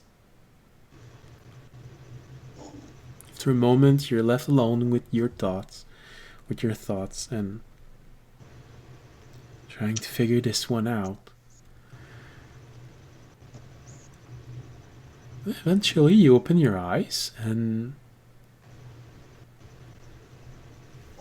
you realize you're in, well, you're not sure in what, but that's not where you were when you closed your eyes. The surrounding is of a purplish smoke everywhere. Just at the limit of range of your sight, you can actually see Audience and Remy. They're both sleeping on the ground.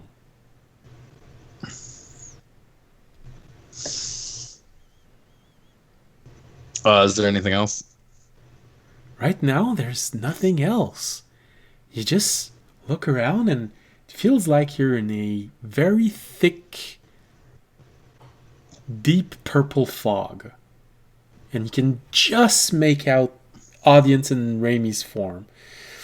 Probably because each of them is shiny in their own way. Raimi has his lantern, Audience his general colors. I am gonna cautiously walk over to them and then shake them awake and just go, weird shit's happening again. Alright. Audience and Raimi, you are actually part of this, so you see exactly that. You see Fisher waking you up, and you are surrounded by a deep purple mist of some sort. I'll just kind of sigh. At least there are no zombies.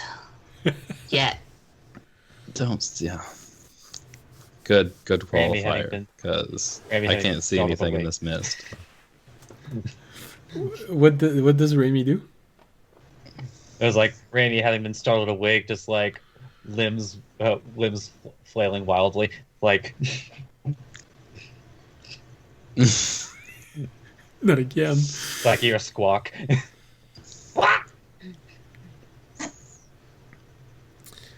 Just looking around like,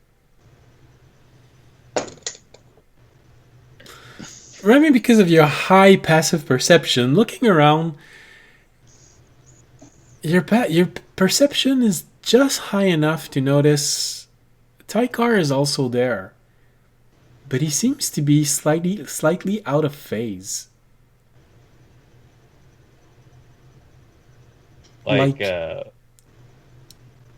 Like he's maybe at one point he might be a part of this, but right now he's not completely there.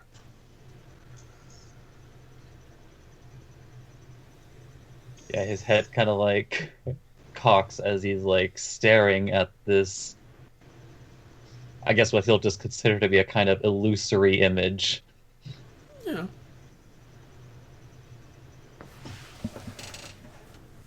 A colorful But then turns to the shadow. other two that he knows are there. Yeah, Audience and Fisher can easily be seen, and they're quite vibrant in their own, each in their own way. You see Audience with his bright colors, looking around, with his naive interest in things that are new and not trying to kill him. And Fisher with his light shining at the center of his chest.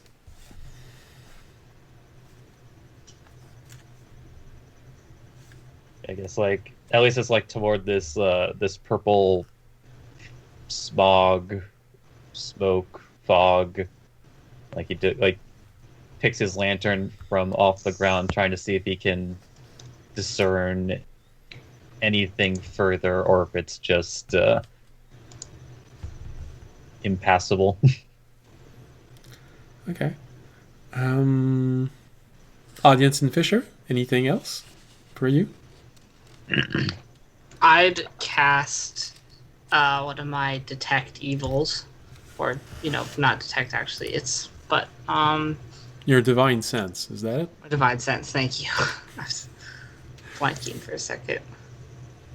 He activates his Byakugan. No.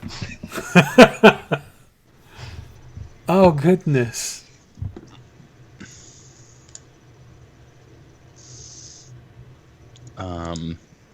I would like to attempt to smell if this is a different shard. Oh. Wisdom roll. Is that how that works? Yeah. Fail another one, Dre. Let's go. 11. 11.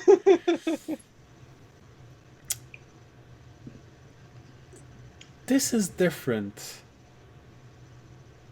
It doesn't feel like a shard. Or like Audience, someone farted in an elevator and we'll do audience last. Remy, you use your lantern to watch around you, and when you look very carefully on the ground, it feels like you're walking on sand. Desolate ground and sand.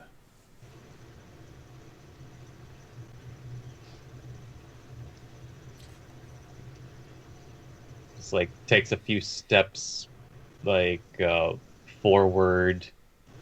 I'm assuming like it still feels the same as he keeps moving around. Doesn't Yeah.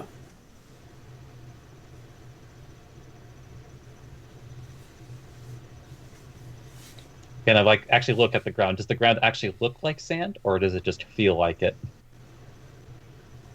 It's a bit hard on your visual capability. You look at this and it feels like the fog just doesn't want to recede.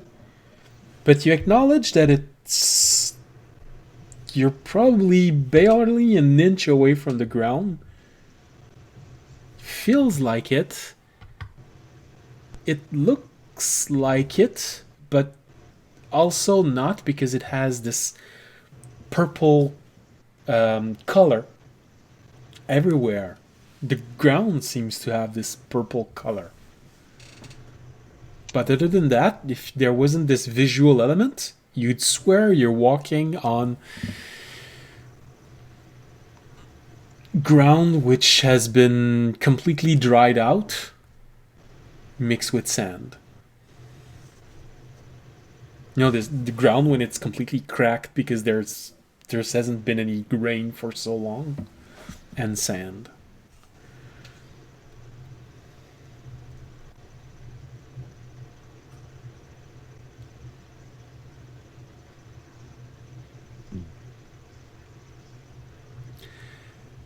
Audience, that is not something you have ever experienced when you use your divine sense.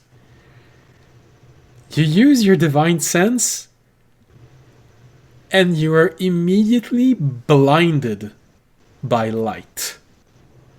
It's too shiny. It feels like you're trying to watch the sun directly at noon. And there is an overwhelmingly powerful celestial aura nearby. But when I say overwhelmingly, it's nearly wanting to puke because it's so powerful and strong. Is it similar?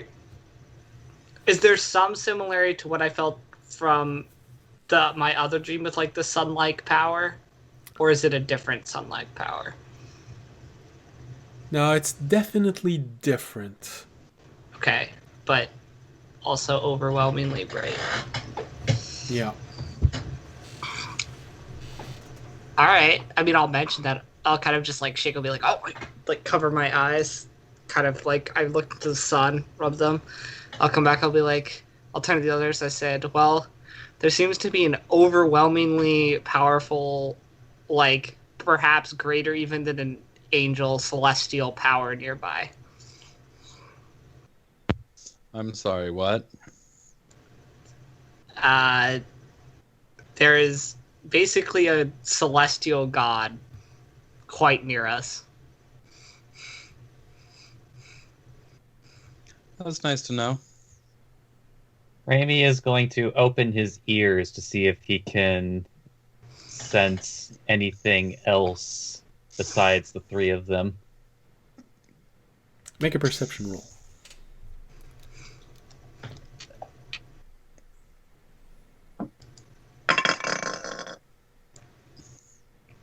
That's going to be an 18.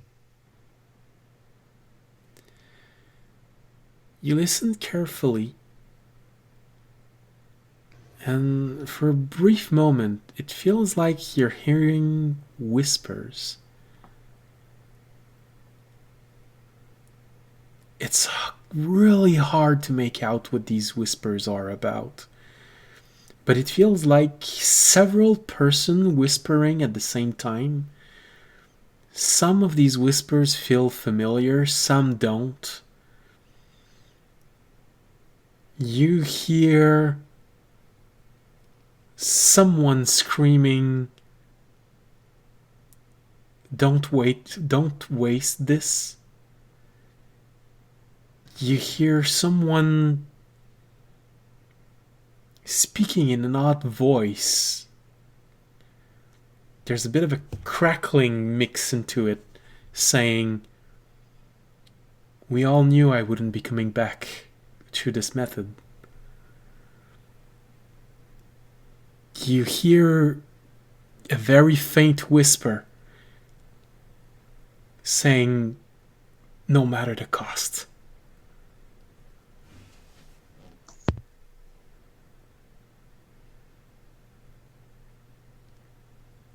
Are these voices kind of like just coming, like feeling like all around, or does it feel like they're coming from like a particular direction or source? No, you can't pinpoint where they're coming from. It's like echo bouncing off walls, trying to figure out where this is coming from. You just hear these echo bouncing off, and they seem to be coming at every single direction at once.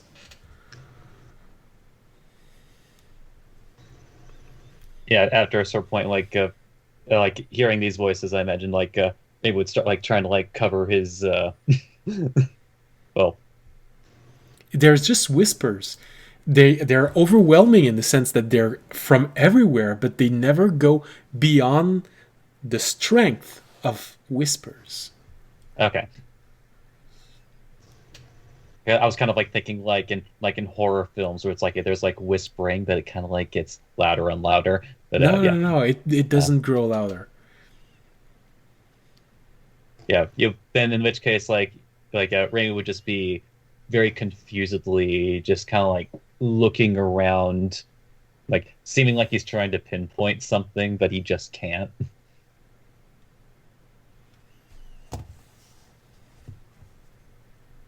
You're both seeing this, audience and Fisher. You're seeing Raimi just, even though the fog is thick, you can quite easily make out your tree forms. They seem to really stand out for some reason. Okay.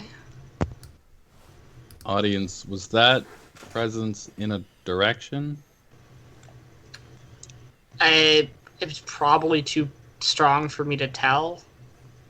Felt like you pinpoint it were exactly. bathing in it. I couldn't. It might just be all around us. I couldn't pinpoint a location. It was like looking basically at you're a machine. You would. It was like it hurt my eyes. I like couldn't.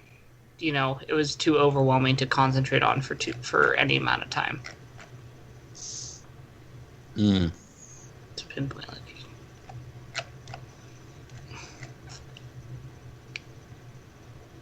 Well, I'm just gonna shout. What do you want into the fog?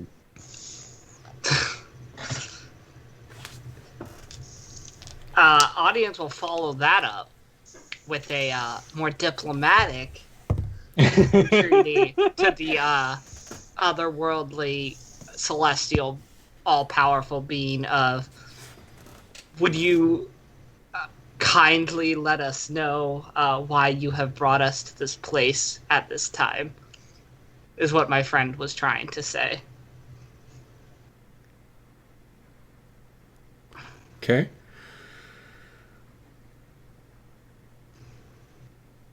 You hear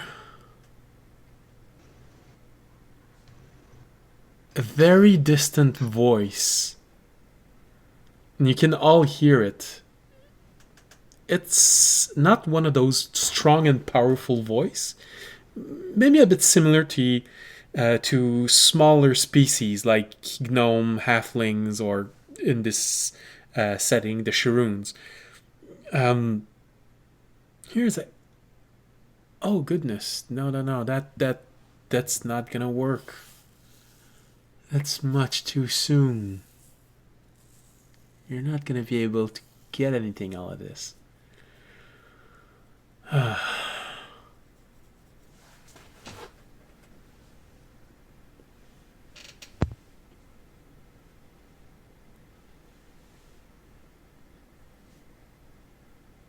I'm gonna You look got any around to see if advice then?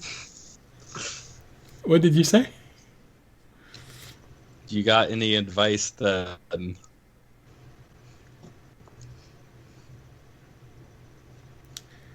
Mysterious person.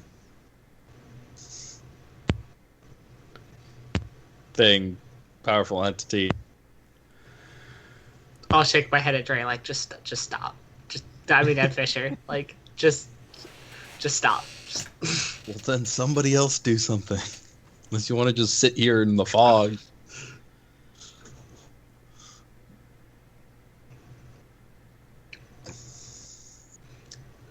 I'll wait to see if it answers Fisher's question. You hear a voice echoes in the distance saying, "There's really nothing I can do. You won't be able to understand any of it. You just haven't done much yet."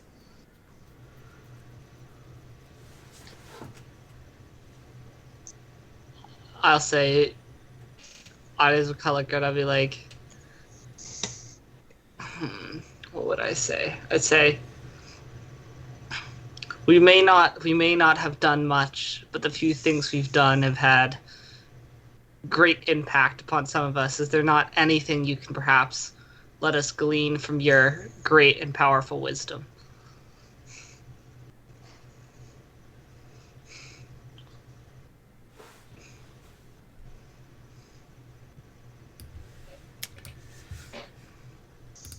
I don't think the voice we're hearing is the celestial.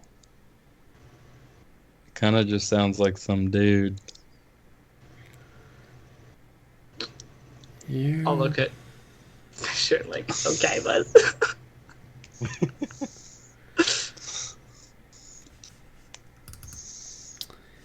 You hear an echo.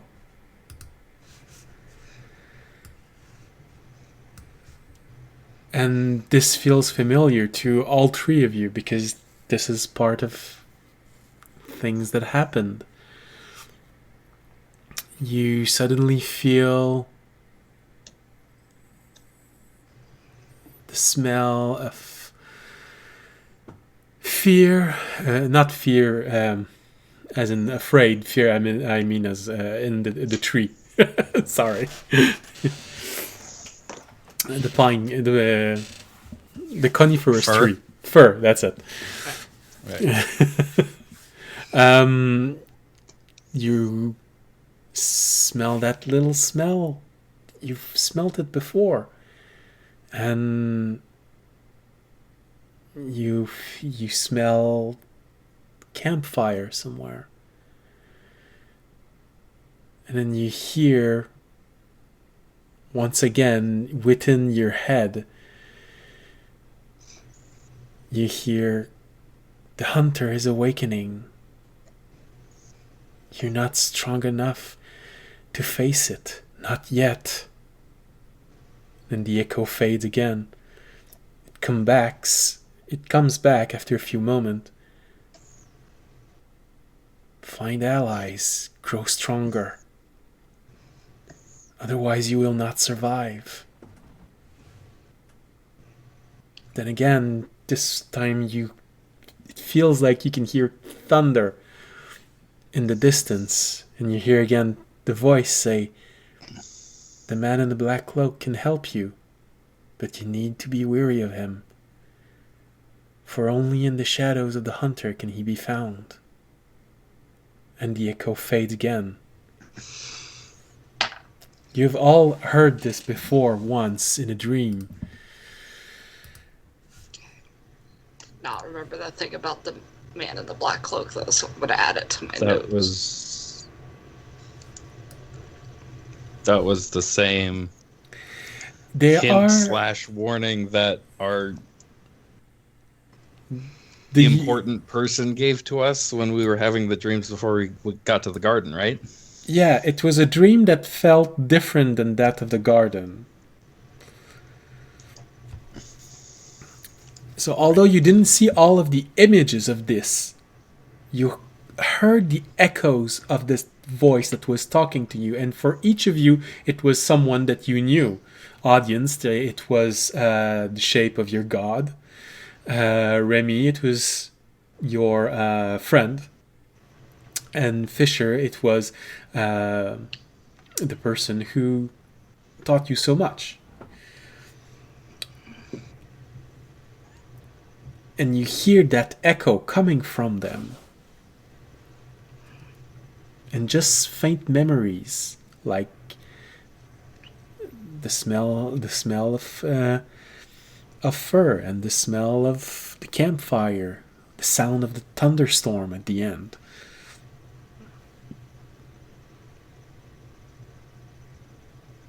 Quick, Fisher, before we're sent back, ask if constructs were created or not, so you can win the bet.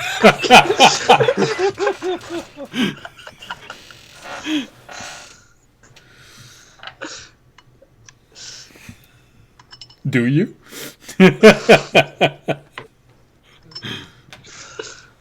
Fuck it.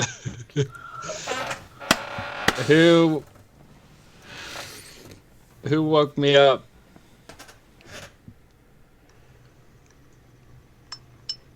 Fisher, make a perception Gave roll. me sentience. Make a perception roll.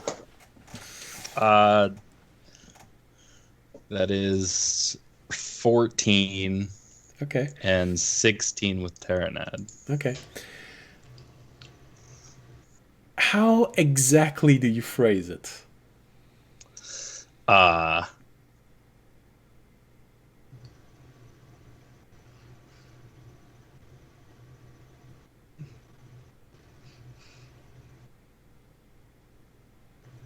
That would be... Was my sentience brought on by a higher power? Or did I do it?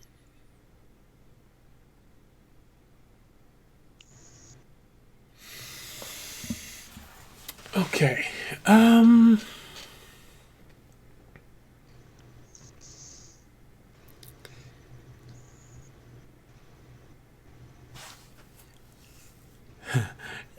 You don't hear an answer to this.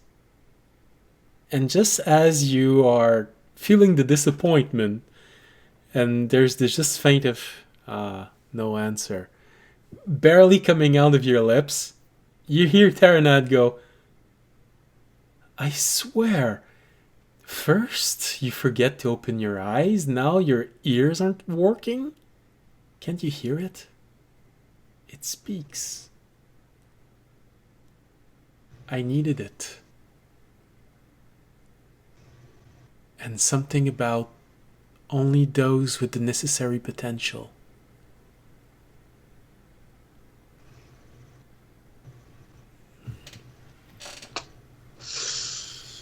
Fuck.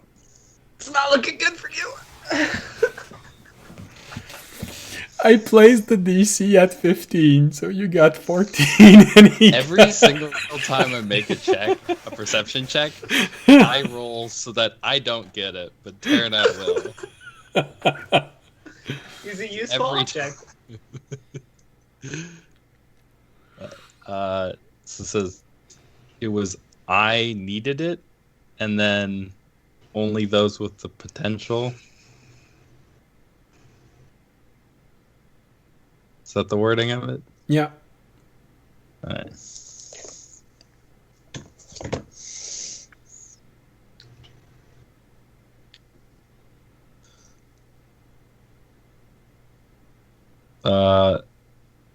Who are you?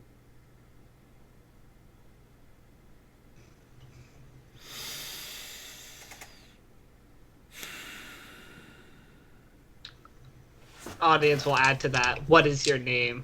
Because that can actually be researched. Oh, yeah, I like that question. In the distance, there is a large monolith that becomes slightly visible. Looks like to be made out of something like marble, but it's twice your size, audience. And it's just at the limit of your visual capability. Alright.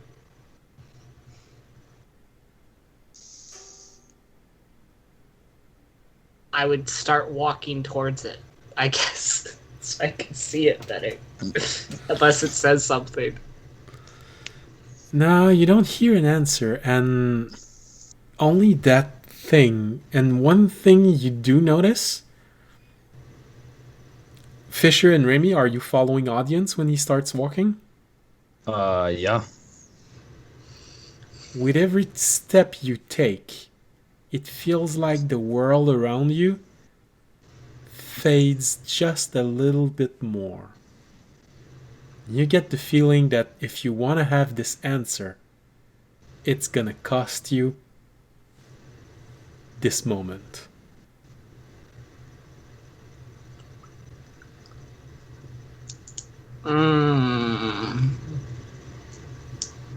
It's like Let me the think. closer we get, The The- more everything seems to fade, like Okay. the end of a dream. Okay. Let me think. Let me get if I would be smart enough to realize, though, that as I'm getting closer, it's because we're getting closer, or if not, just the dream is starting to end. Because I would have two reactions. Yeah, I'd imagine you'd have two Depending different on reactions. either speed up Weather. or stop. Yeah, either speed up or stop. All right, I rolled a 12, so I don't. Would I be able to make that connection between me getting closer to the thing is causing the stream to fade with the 12? With a 12, I think you'd be hesitant. Okay, I would at least. The two ideas would come in your mind, but you wouldn't be sure which one it is. Okay, I would at least stop for a second then and see if the dream kept fading. No, it doesn't keep fading. It seems to stay stable. Okay, then I would turn towards Fisher and Remy and be like, it seems if we want to know who this being is, we will lose our chance to ask any more questions. Is there anything else any of you wish to ask before we continue?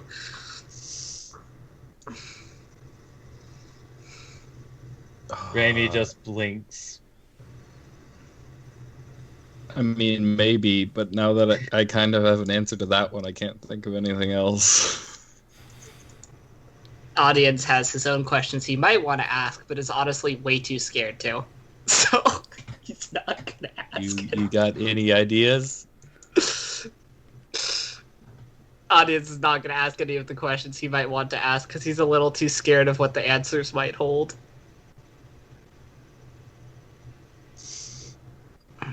He does not want to go into religion right now with this thing. He's a little bit nervous, and actually a little bit is not completely covered. He is not sure he is ready for the truth. Really, either he doesn't know if he would be able to handle the truth right now, so he's not going to ask. He doesn't know what he would do with the answers. So I'd be like, I just want to know who this being is. But this is your last chance to get any answers. Otherwise I'm gonna go up to the pillar.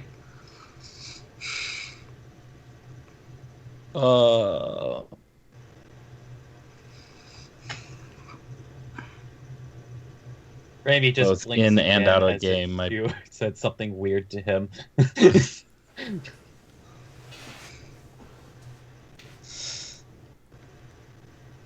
Fisher, you were about to say something? Oh, both in and out of game, my mind is just completely fixated on. I can't think of anything else. That's all right. I mean, I'll Meanwhile, look the at Remy. Kenku is wondering why you keep asking him if he No, has I any mean, questions. I look at Remy. I'm like, Remy, this is a celestial god. I'm pretty sure it can just read your mind. Just either hold up a hand to me whether you want me to stop and ask some questions, or beckon or push me forward.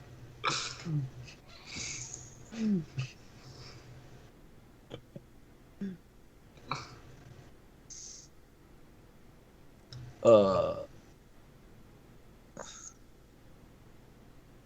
mean, there's only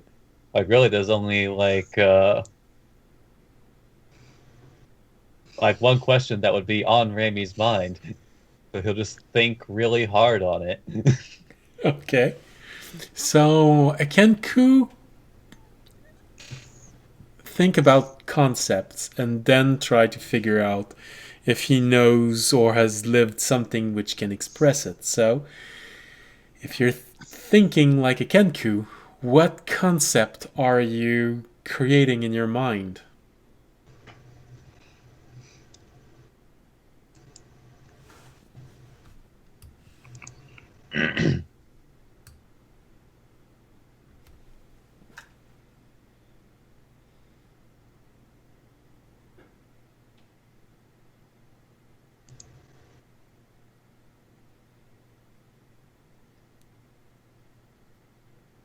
I would say just because of in fact, precisely because of this conversation from earlier, um, it's, he's going to kind of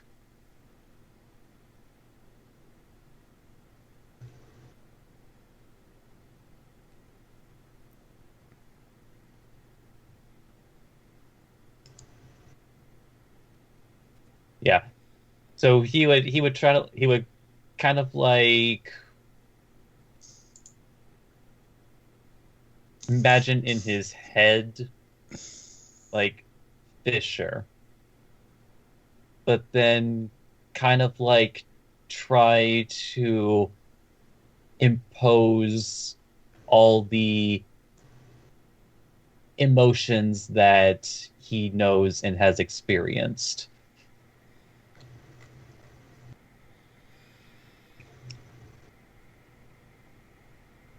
Are you trying to ask if I'm a real boy?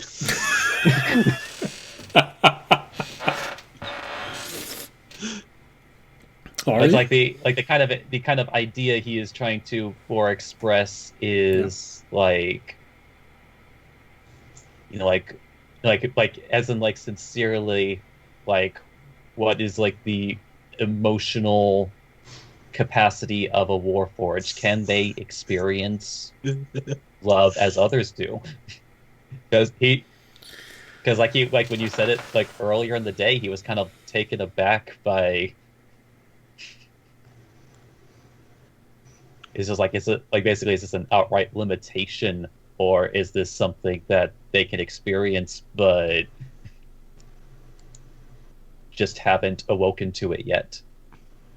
Because even like your current state of mind is kind of like an awakening. Is there a further awakening?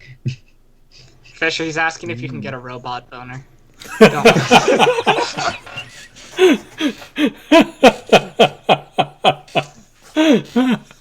Dude, I'm already hard 24/7. Okay. Oh, what kind of answer would that give?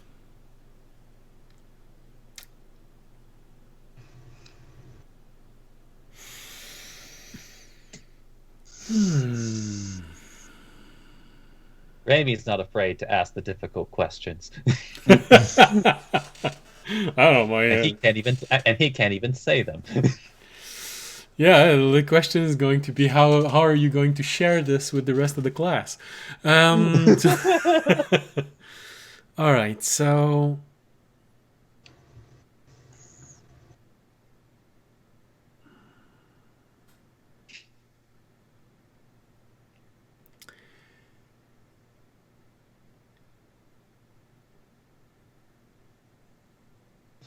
you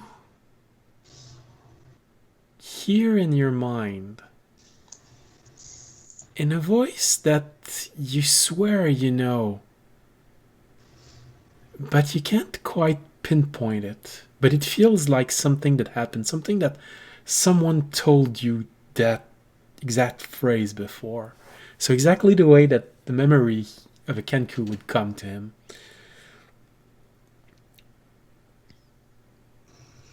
You hear a voice saying,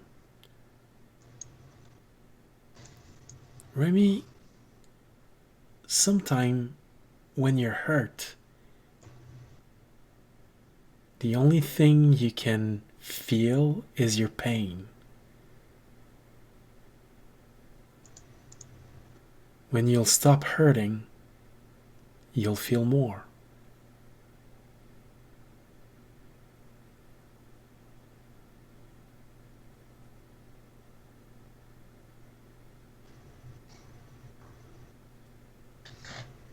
You do see like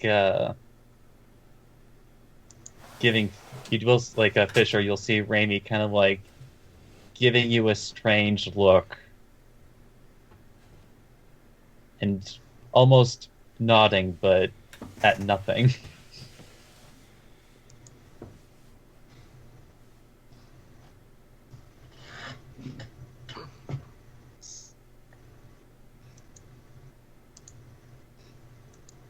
I, Fisher is too distracted to deal with that right now. The information like, he you got. have no idea what was happening, so Yeah. Eyes will kind of look at both of them, kind of give them the thumbs up, like we're good. You good? Can I keep going? Yeah. Okay. Remy, I'll look at Remy. any other thought that you try very hard to form in your mind?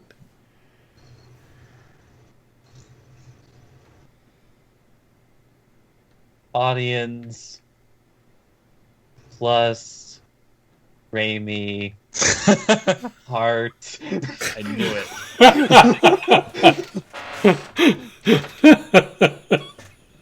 Magic 8 Ball say outlook does not look promising.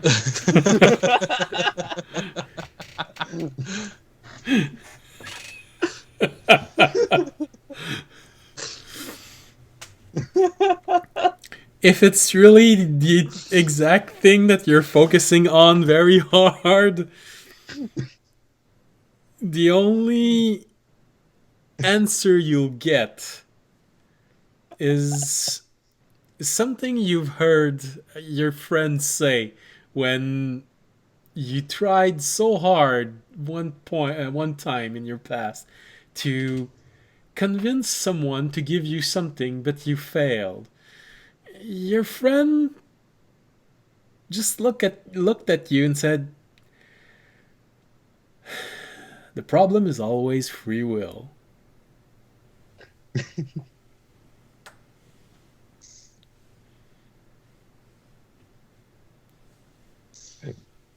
Raimi, upon hearing this, has a suddenly very determined look on his face.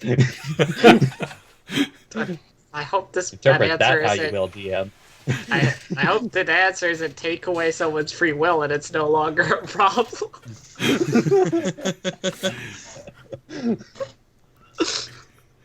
So to resume this, audience says to Remy, all you have to do is think really hard. It's probably a god. He can hear your thoughts. And in answer, you see Remy look at Fisher and then slightly nod. Then look at audience. And then have a very resolved look in his eyes. That's what you see from your perspective. Audience will kind of give Remy a nod, like, I think he's good, and then he'll start walking again towards the statue.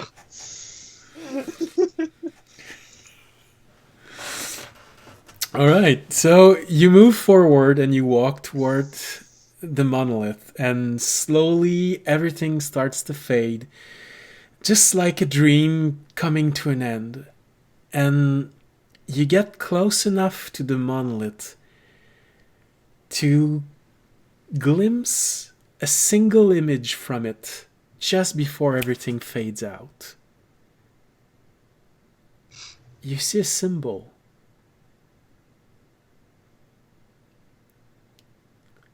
It looks like the black mask of a raccoon. Wait, I feel like we've seen that before. Or I haven't. I feel like one of us has. Oh, more than one of you have, but Yeah. Fisher completely forgot about it, and audience, you failed a roll, so that's why you just... No, I'm saying I haven't seen it before. I know I haven't seen it before.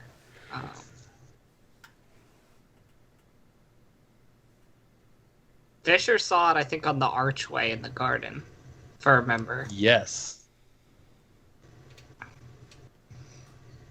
Did. Look on the bright side. Raimi's seen it, so he'll know it forever. I'm surprised I actually remembered that. That was... Alright. Raccoon symbol. Well, we still don't have a name. But we have a symbol. And just as you glimpse that image, the dream disappears, and you all find yourself back in your bed, with the exception of Fisher, who just opened his eyes after his meditation, looking a little bit disoriented for a moment.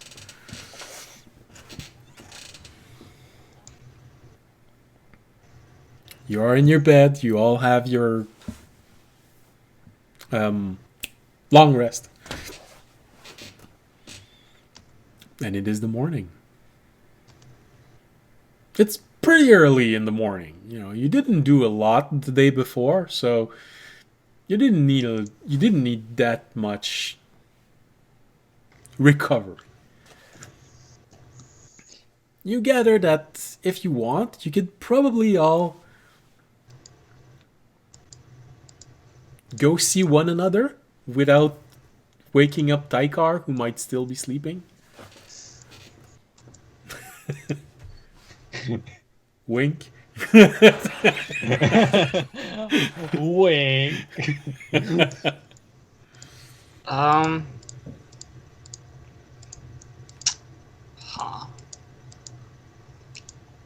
It's pretty early in the morning. You know, the sun is barely... Okay. I guess audience would walk out to the cart to see if Fisher was there, just to confirm. 'Cause it's always like he assumed that everyone had the dream, but he would still want to confirm. And he knows that Fisher was probably out of the cart. Remy, same thing?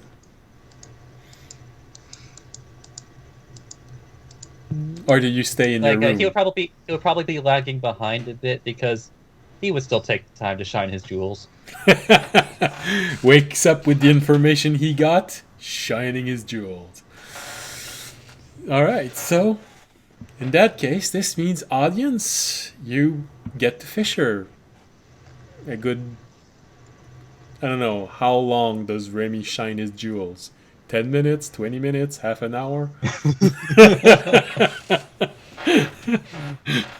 What is Remy's stamina? Didn't need to add that part.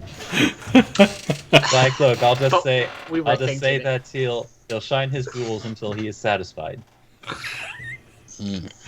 Yeah, because that's a whole lot better than asking for the stamina.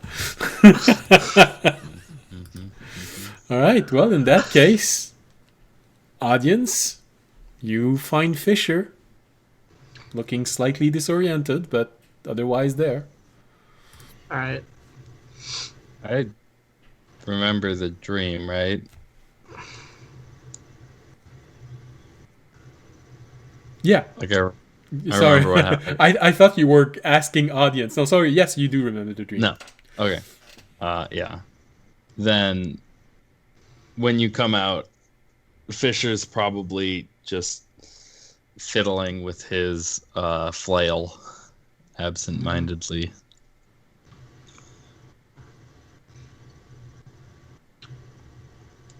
To be fair, audience wouldn't actually know if your question was answered because he didn't hear it.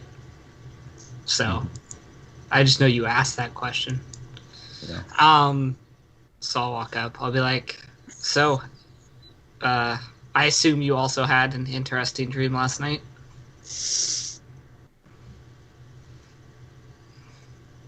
Yeah. Seems to be a recurring theme. Did you get any answer to your question you asked?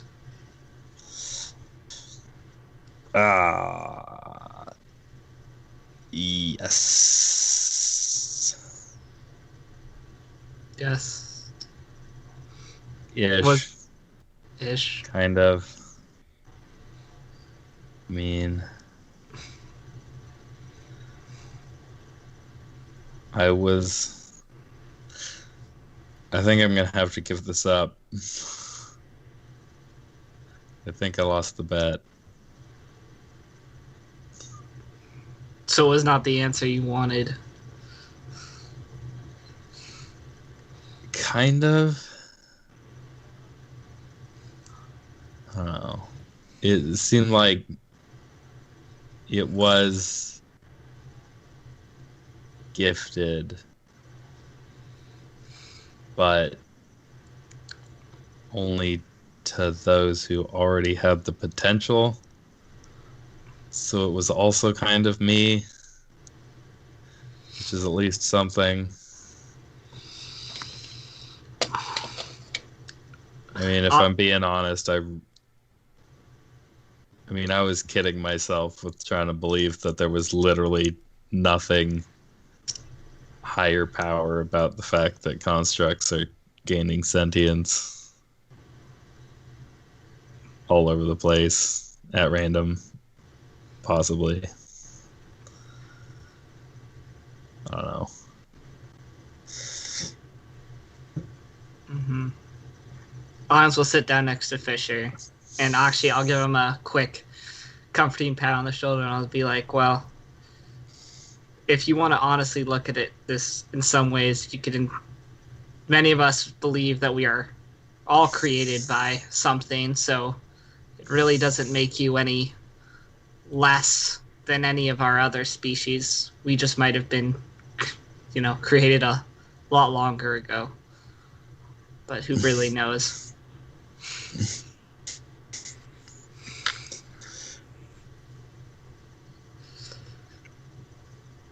Yeah, I don't think that's as comforting as you think it is. That's not. I don't know. I always thought of myself as, obviously everybody else was created by something, but my kind were created by mortals to serve a specific purpose. And I liked the idea that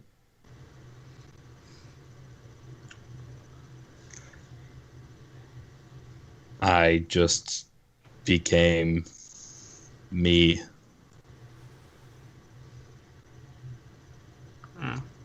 Because I fought for it. That I didn't owe it to anybody. Well, it sounds like you, at least from what you told me, in some ways you did fight for it. Because it doesn't sound like it's just given to anyone. You obviously had to prove something. Yeah. That is comforting.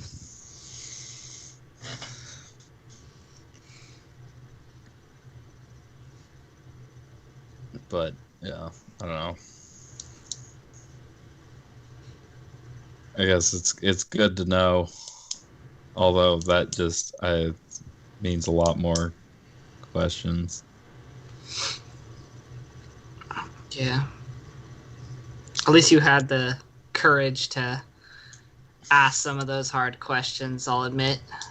Some things came to my mind, but I was too afraid of the answer to ask them. Yeah, I gotta say I was a little surprised when you didn't.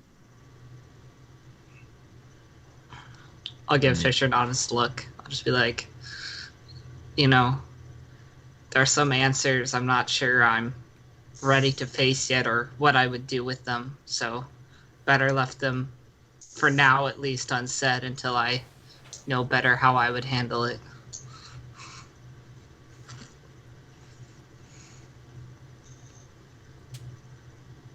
I mean, I guess opportunities passed anyway. But I don't know. Raimi and I were talking about it earlier while you were spacing out. I don't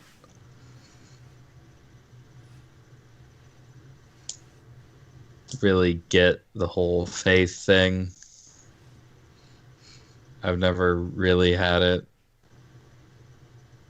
So, but I mean, I feel like wouldn't you just, I mean, no matter how, I don't know, what it does, wouldn't you rather know than not?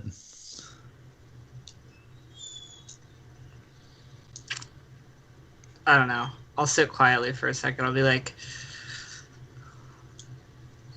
in some cases, no. When you've lived your life, your entire life, on an assumption, on an idea, on a belief, which is what I think of faith. It's a choice. Faith is a choice. It's a belief. It's an idea. I made a choice to not just follow, but be the champion of the faith. Be the one who spreads it, the one who brings it more followers, the one who grows it, to give others that choice. I don't want to know if my choice was wrong, because in some ways I still feel that no matter whether my choice was right or wrong, I still have a chance to make it right. And perhaps by making it right, I make my choice not wrong. But wouldn't, I mean,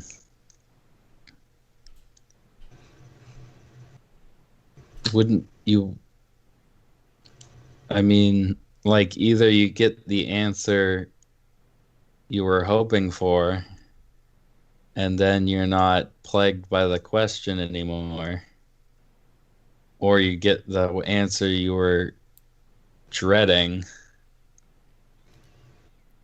but then you have that answer and you can turn around and not keep making the same mistake if it was in fact a mistake that you made.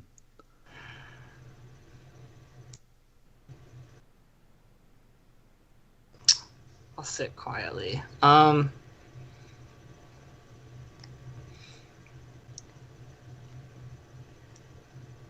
I'll say, what will I say?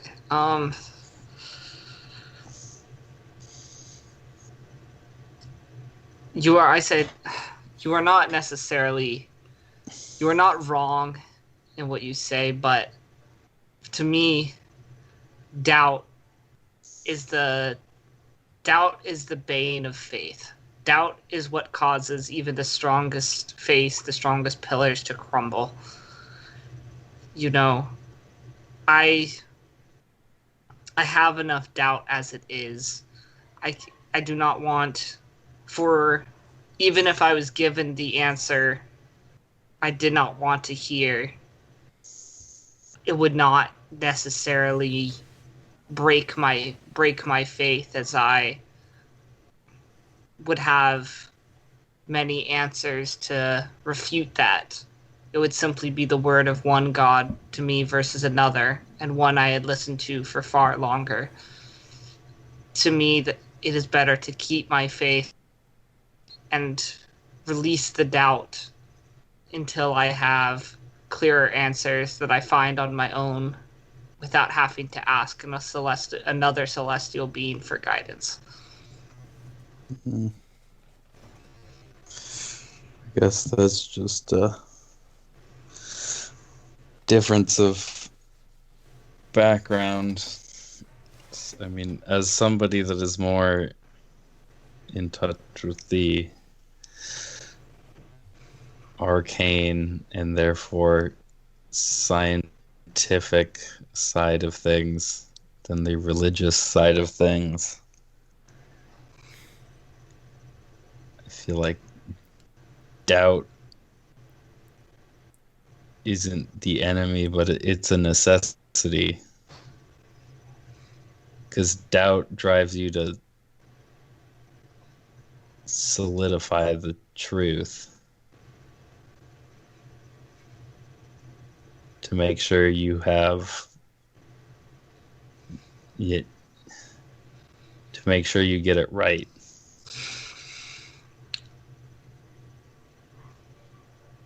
I'll give a nod. Different practices, I guess, have different answers. Plus, I mean, well, blissful ignorance may suit some farmer or smith that spends their whole life in a village somewhere, just living. It doesn't really suit those that follow our path. I will give a laugh and I'll say no. But then, in the end, I do not know if it'll matter. It seems that no matter whether my faith or another's is true or not, we have been chosen by one, if not more, celestials. Anyway, I'll pull out the coin from the guardian. I'll touch my amulet. Seems like we have been chosen for a long time by different beings that are out of our power. We are children of destiny, and we will have to see where that will lead.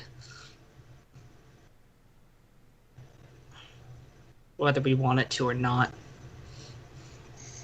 Yeah. Well. Fisher, you hear from inside of you Terranat say, sounds like you'd probably like to look for an exiled. And Fisher, because of everything you said, it makes a lot of sense that you would place higher value on the teaching of the exiled, as they are not divine being, and they do not tell a tale placing themselves as the center of the world. They even openly say that to be an exiled is to have committed a crime. But to find themselves in the shattered realm is to have been given the chance to atone for their crime. The letter, the invitation to the garden, was that delivered by an exiled or by a construct in a cloak? A construct in a cloak. Actually, Okay. you've met one. You met the one that delivered you the note when you got out of the lake. It's the one that greeted you when you reached the shore. He was called Dayras. Okay. It's the only construct from the garden able to leave the garden. Oh, that's the same one that... Yeah, okay. Yeah. So remember the description, exiled, they wear a cloak and are shadowy, right? The exiled are mysterious, but not necessarily shadowy. The exiled wear wrappings on their body, their entire body. Hands, arms, chest, feet, legs. Some of them will wear a cloak. But they all have a hood, though. No one has ever seen the actual face of an exiled. No one has ever been able to remove the hood that they wear. Some think that it is actually because it is a part of their head. Some have tried to just yank it, but it doesn't come off. All you can see is those two dots of light in the middle of the hood, and that's all they are. They are always named after something of theirs. They see a name to be something that is unchangeable. So long as you call them by something of theirs that cannot be changed, they feel that it is an appropriate name for themselves.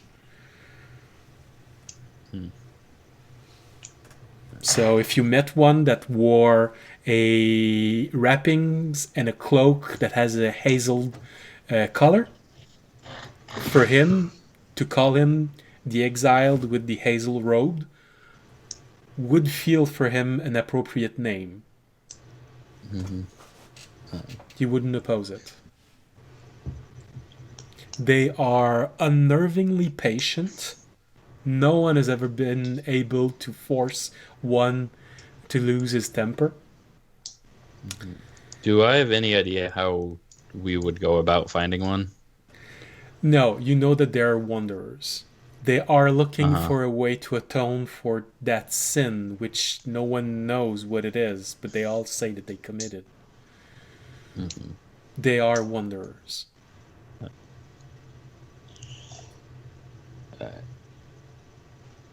Terranad thinks we should look for an exiled. Audience, you know the opinion of your god on the exile. I know. Audience will kind of grimace and be like, "Why would you want to talk to one of those demons?"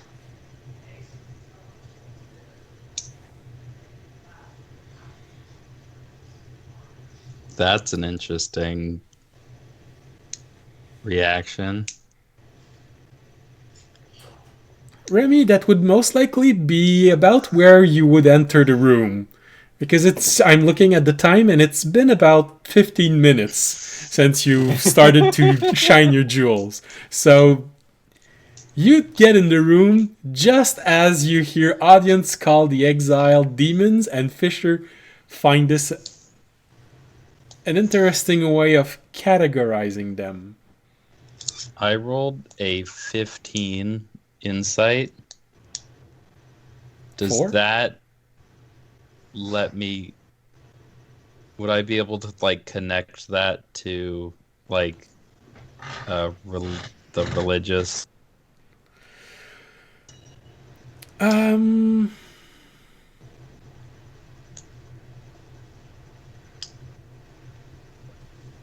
be sure, there would be a few facts missing, but seeing as audience is deeply part of the faith, to call them demons would imply a religious reason for this opinion. Mm-hmm.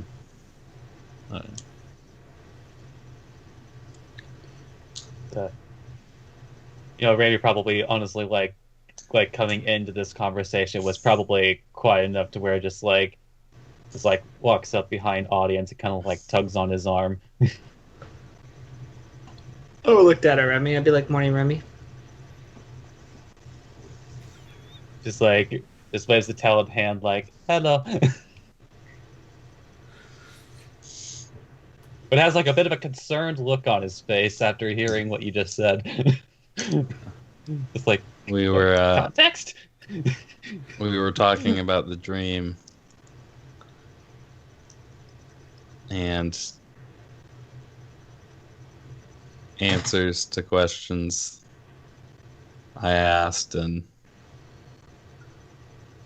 the fact that he didn't ask any. And Terranad suggested that we should find one of the exiled.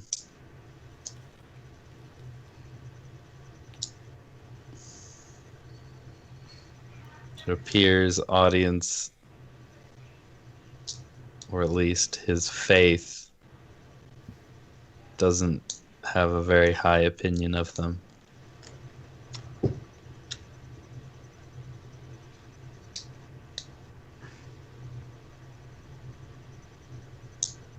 What do you think of the exiled, Raimi?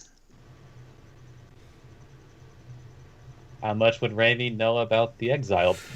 You can make history or arcana roll.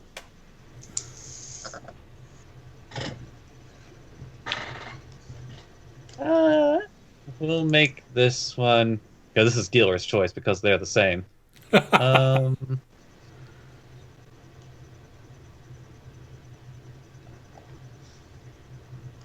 we'll make it more Arcana based. Arcana based, alright. In that case, your knowledge would most likely be very similar to what I've said to Fisher in the description. It is a very arcane perspective of what the exiled are, because they distance themselves from being gods, although a lot of people consider them to have powers on par with dragons.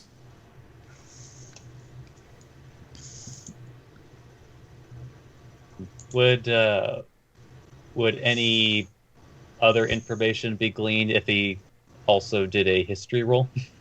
That's a genuine question. Or if it'd be pretty much like the same research, just different books. It's basically different perspective that you get. So the vision of the arcane is mostly because the arcane is probably the closest thing that Dungeon and Dragon has for science, and the interest of the arcane is exactly because the exiled present the world in a way that doesn't place them as the center of it. They describe the world, they're the one who describe the world as having been hit by a tremendous force, shattering it. And this is what the shards are of the different realms.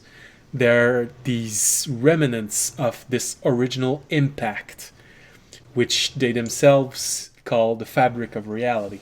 So they basically say that the fabric of reality was shattered by something of immeasurable power, unimaginable power, sorry. And they themselves were part of this. And the reason why they have been exiled is because they committed a crime, a sin inside of all this. But to have been exiled in the shattered realm is to have been given a chance to atone for it. And they all seek this patiently.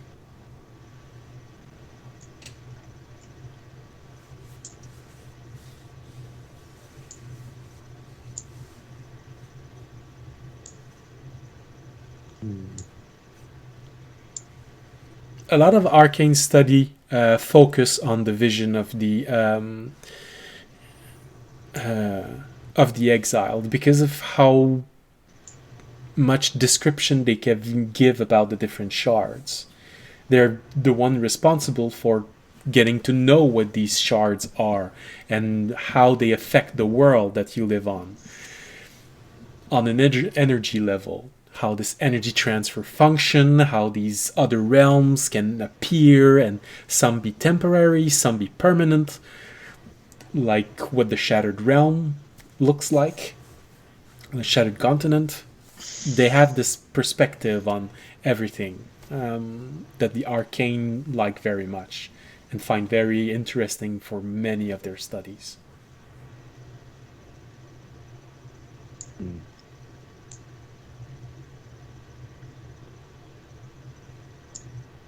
I guess like thinking about like the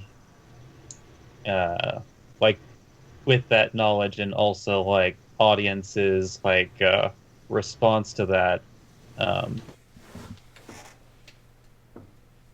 look up that audience and He's going to minor illusion some manacles onto his own hands.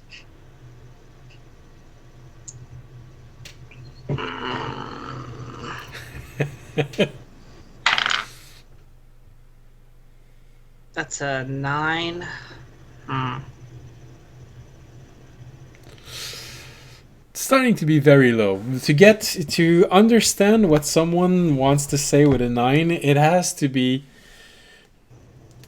a easy concept to understand.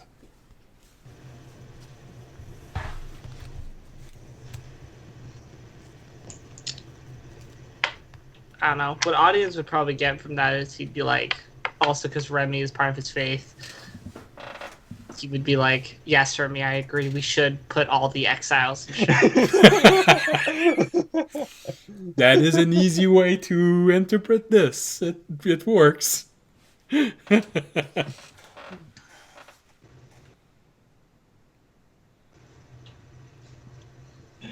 don't know, does Fisher make a roll?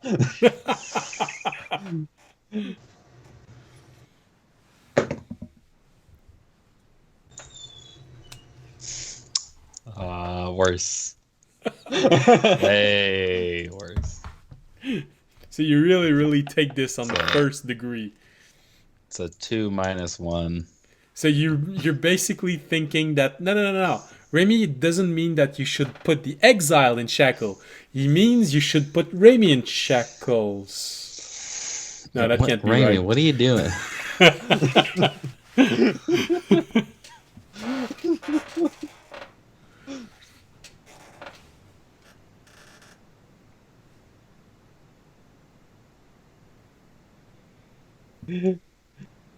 Maybe just kind of like look. Maybe it looks like a little sad. Like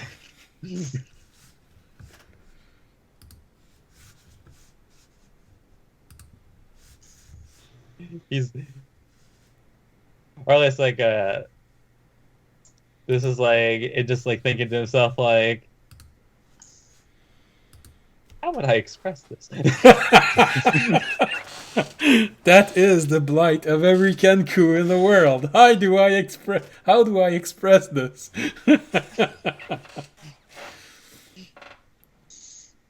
So basically you see Remy becoming extremely pensive about this.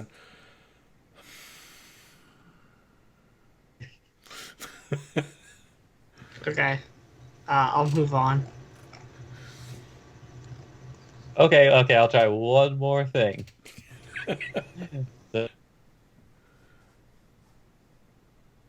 How did that phrase exactly go? There we go. In like in this like maybe the connections like might help like bring the like tie the two things together, but he'll keep them on. Well, illusioned, but then also say in Anvara's voice, like criminals shouldn't be treated as equals. But he says that with a sad look on his face. Okay.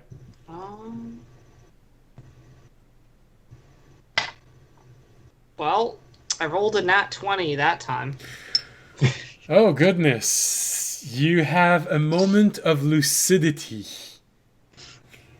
Remy, you can explain to audience what this means in exact detail.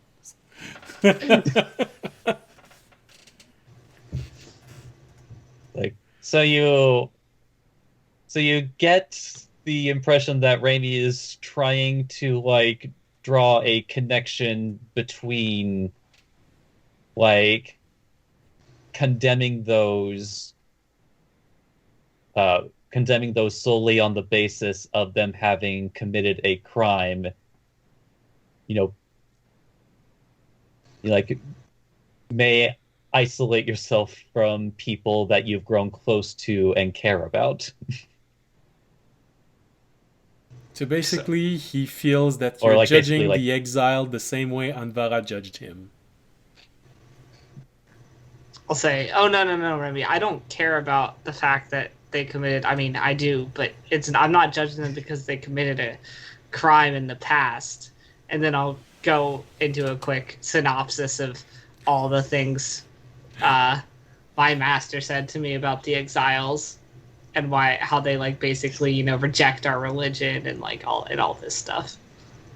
Audience depict the exiled as false prophet. Yeah. From A to Z.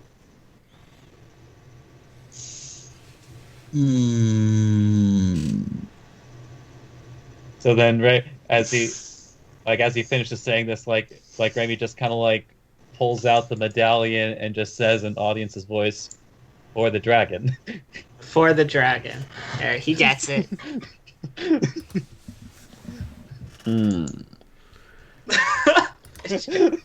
Yeah, at this, I'd say Taranad would add this to your mind. I'm just gonna send it to you privately to see if you react to this. He'd say,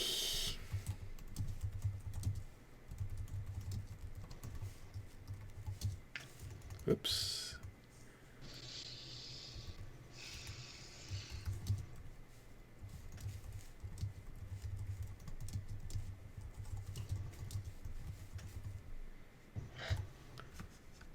Oh.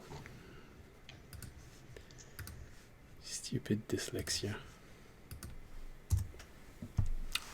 This.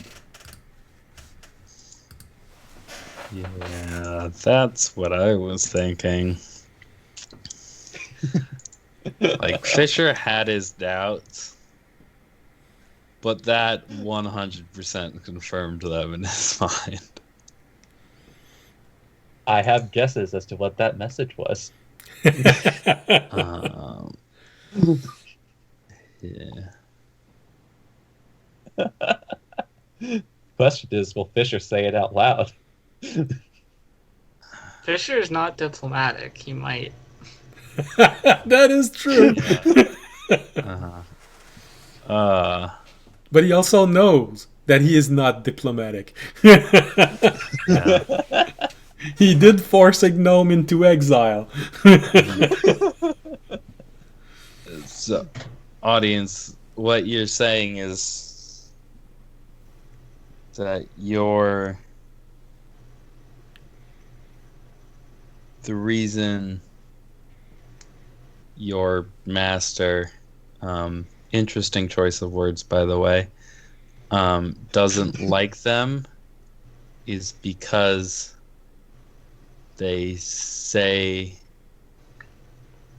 he's not a god. Is that what you're saying? They reject our religion. It's not just him specifically. That any of the dragons. Yes. Uh-huh.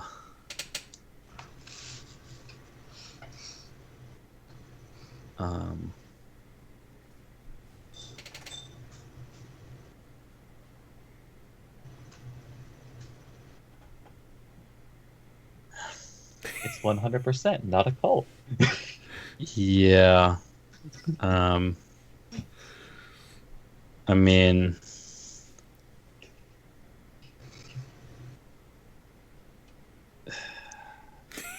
that's... I mean, you know how that looks, though, right? What do you mean? Actually, you know what? Let's back up a second here. Why'd you say my master, not my god? Well, because dragons are gods. He's not my only god. He's just the one who came to me and made me his chosen to spread this religion. Uh-huh.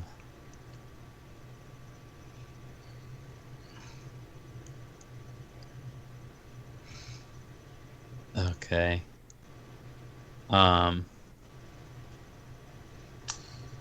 But you get that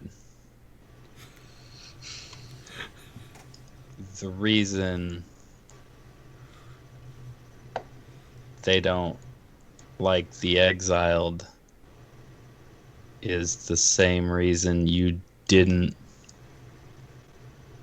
ask the question during that dream. Yes.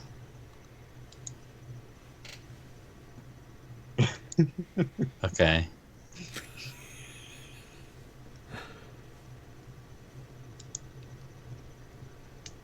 So So, then, audience, are you familiar with the concept of irony?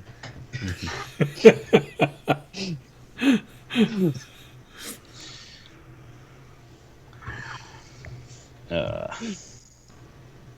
so then what? Audience, Fisher looks, and even with a metallic face, looks thoroughly dismayed by your arguments. He is at a loss for words. You could say that. I mean, it's the same thing I already explained to you. It's their word versus words I trust more. Yeah. No, I get that. I'm just I would like to seek out an exiled at some point. / while we're doing other things. Because they may have answers to some of my questions. I mean, you go ahead. I'm not gonna stop you. I would just say don't trust their answers, and I don't think that any answer they give you will necessarily be completely true. Okay. Also, I won't make it a primary task for, like, at least for me to, like, if we find one or, like, rumors of one along the way, I'm not going to stop you from seeking it out, but I'm not going to go out of my way to do so. I understand that. I'm just making sure that you understand that that's how I feel about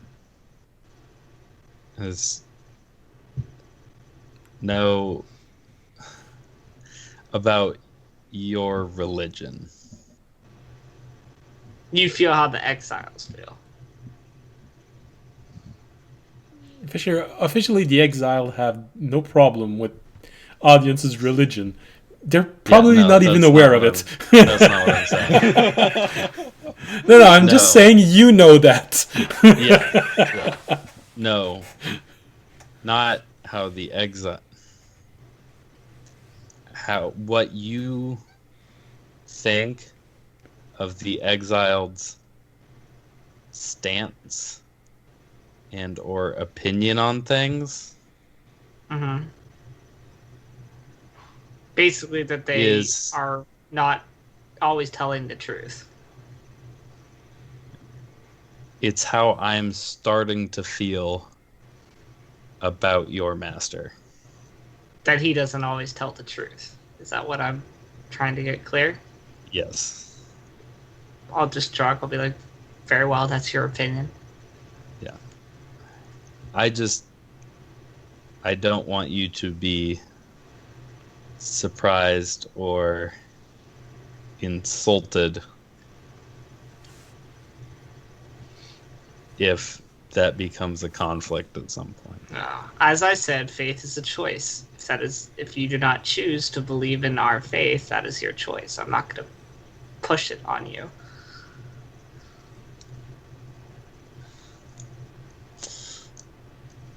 Yeah, okay.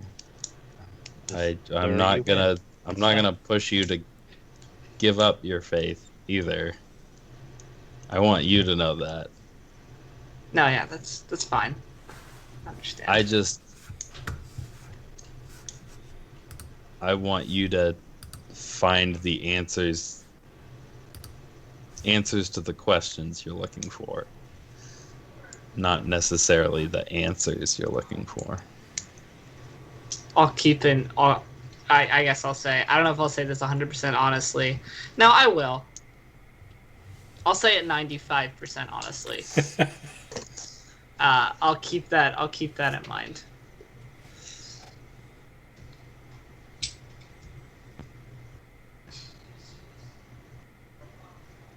Well, okay then. Meanwhile, through messages in your head, audience, you hear you hear echoes of like your mini sermon during this conversation. Mhm. Yeah. like exact inflection, tone. Mhm.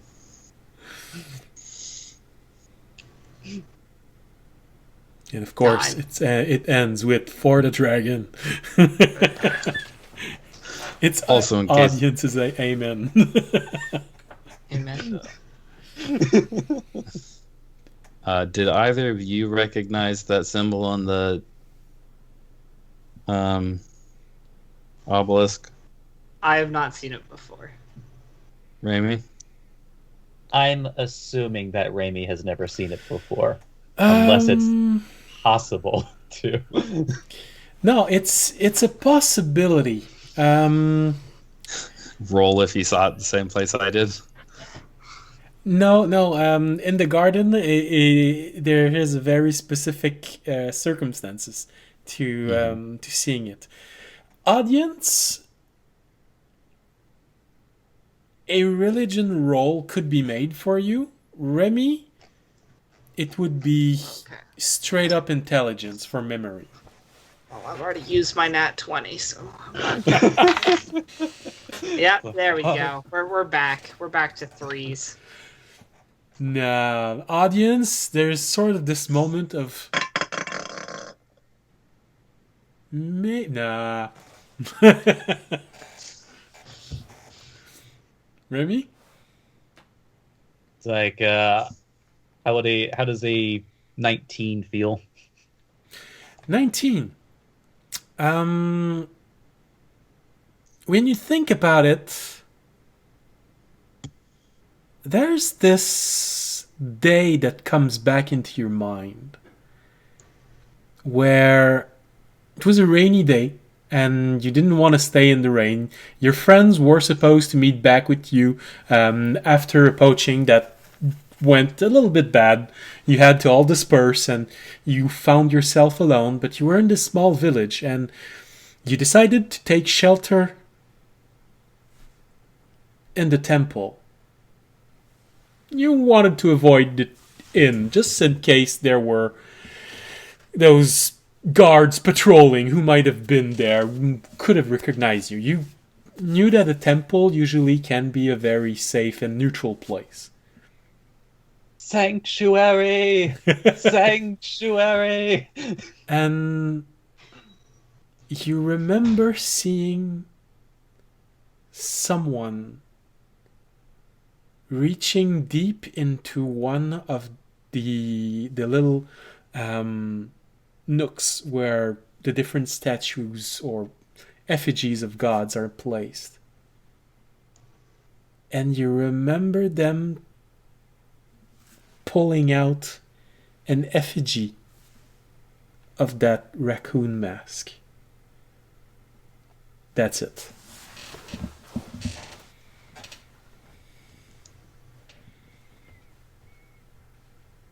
So, Raimi nods his head after, like, pensively thinking about it.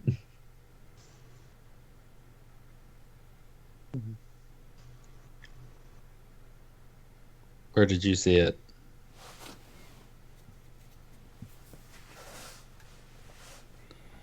I guess I'll just go ahead and minor illusion. a temple, a 5-foot version of this temple.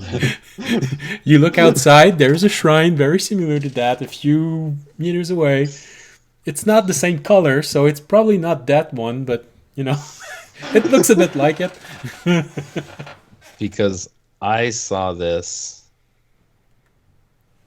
in the garden.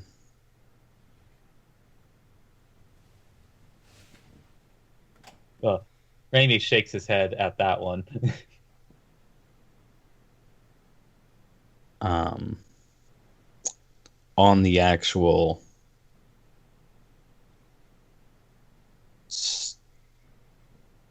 structure of the garden.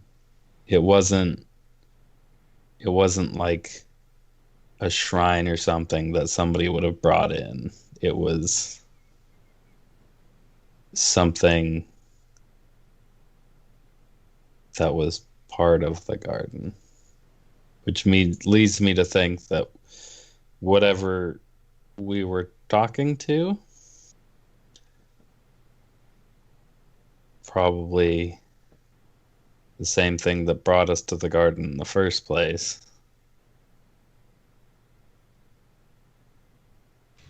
Which,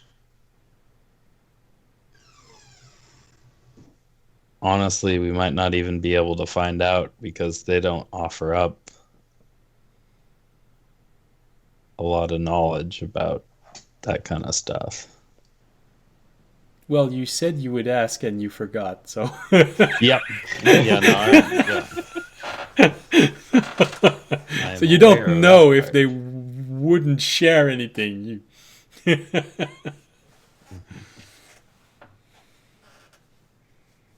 But yeah, there are things that they don't share, but you don't know if that one is one of them. Mm-hmm. And I will ask, like, from Raimi's memory, like, did the person producing the effigy seem particularly out of the ordinary, or was it just like just a person of that temple? It was a hooded figure. Someone that would blend in anywhere, from the color he was wearing to his general demeanor. And the effigy itself was very small, very easy to conceal, difficult to see behind all of the other effigies of gods that you can usually find in those shrines.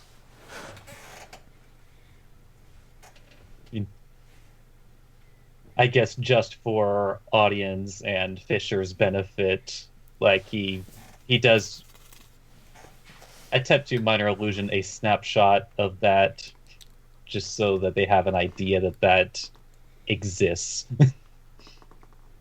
Not to really convey any other information apart from it's just like, this is what I saw. Okay.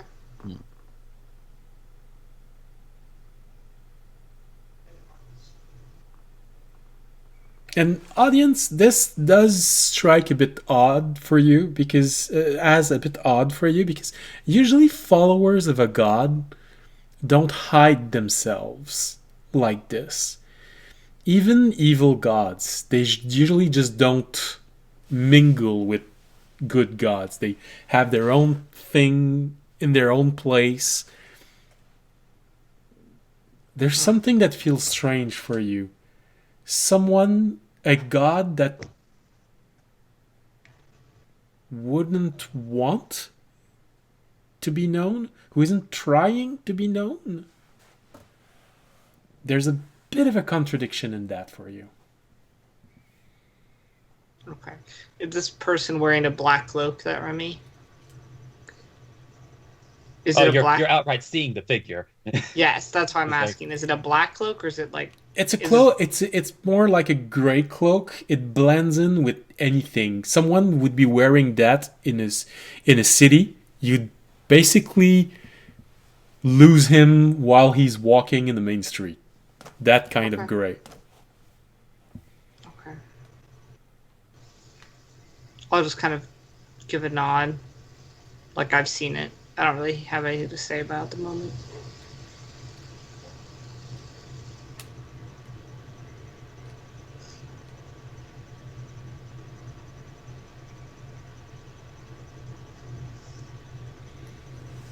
All right.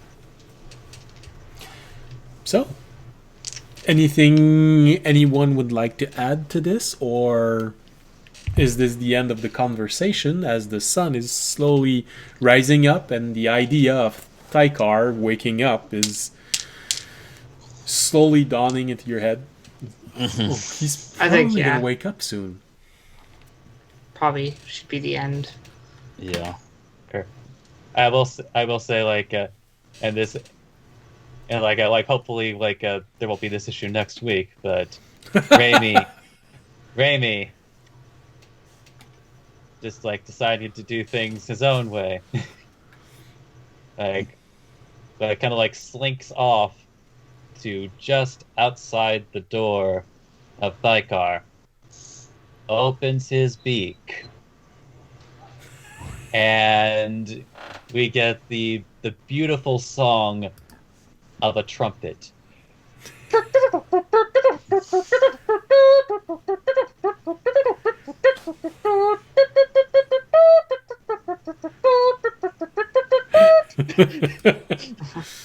All right, so hopefully Tykar will have his ears fixed and he will be able to hear that trumpet in the morning.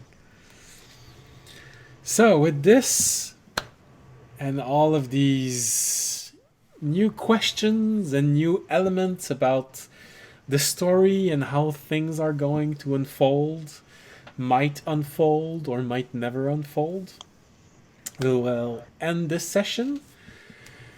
With a bit of luck, there will be no technical difficulties next session, and the story will be able to resume normally. Although it wasn't a bad thing, everything that happened. We learned a lot more about Fisher and Raimi, and I got to do something that I really like doing. Hinting at things that from my perspective have now become unavoidable in the story. Bum bum bum. Oh. So, as Remy trumpets Tykar into consciousness, an audience and Fisher are looking at one another saying, I respect your belief, and I respect yours, but I don't respect yours, and I don't respect yours either.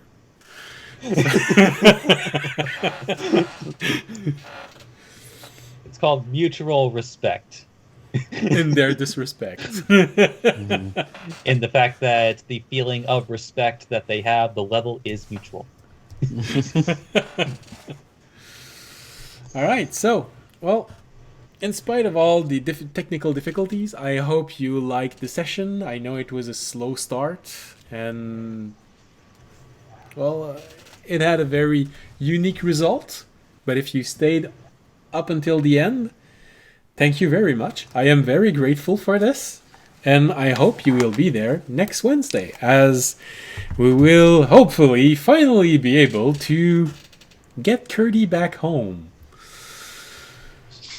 So, see you all next Wednesday. And as always, if you enjoyed the show, you can support the stream by following us on Twitch, Twitter, and YouTube.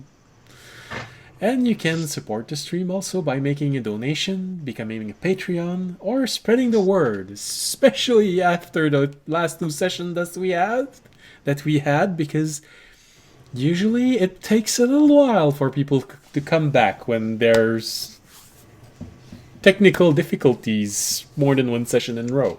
So we will definitely appreciate it very, very much if you just tell everyone, hey, don't worry, it's gonna be good next week. And if you're the one who says it and it doesn't happen, then it's your fault, not mine. So I appreciate it very much. Every little thing is gonna be alright. So, see you all next Wednesday. As always, stay safe, and especially in this time, stay healthy. Bye. Good night.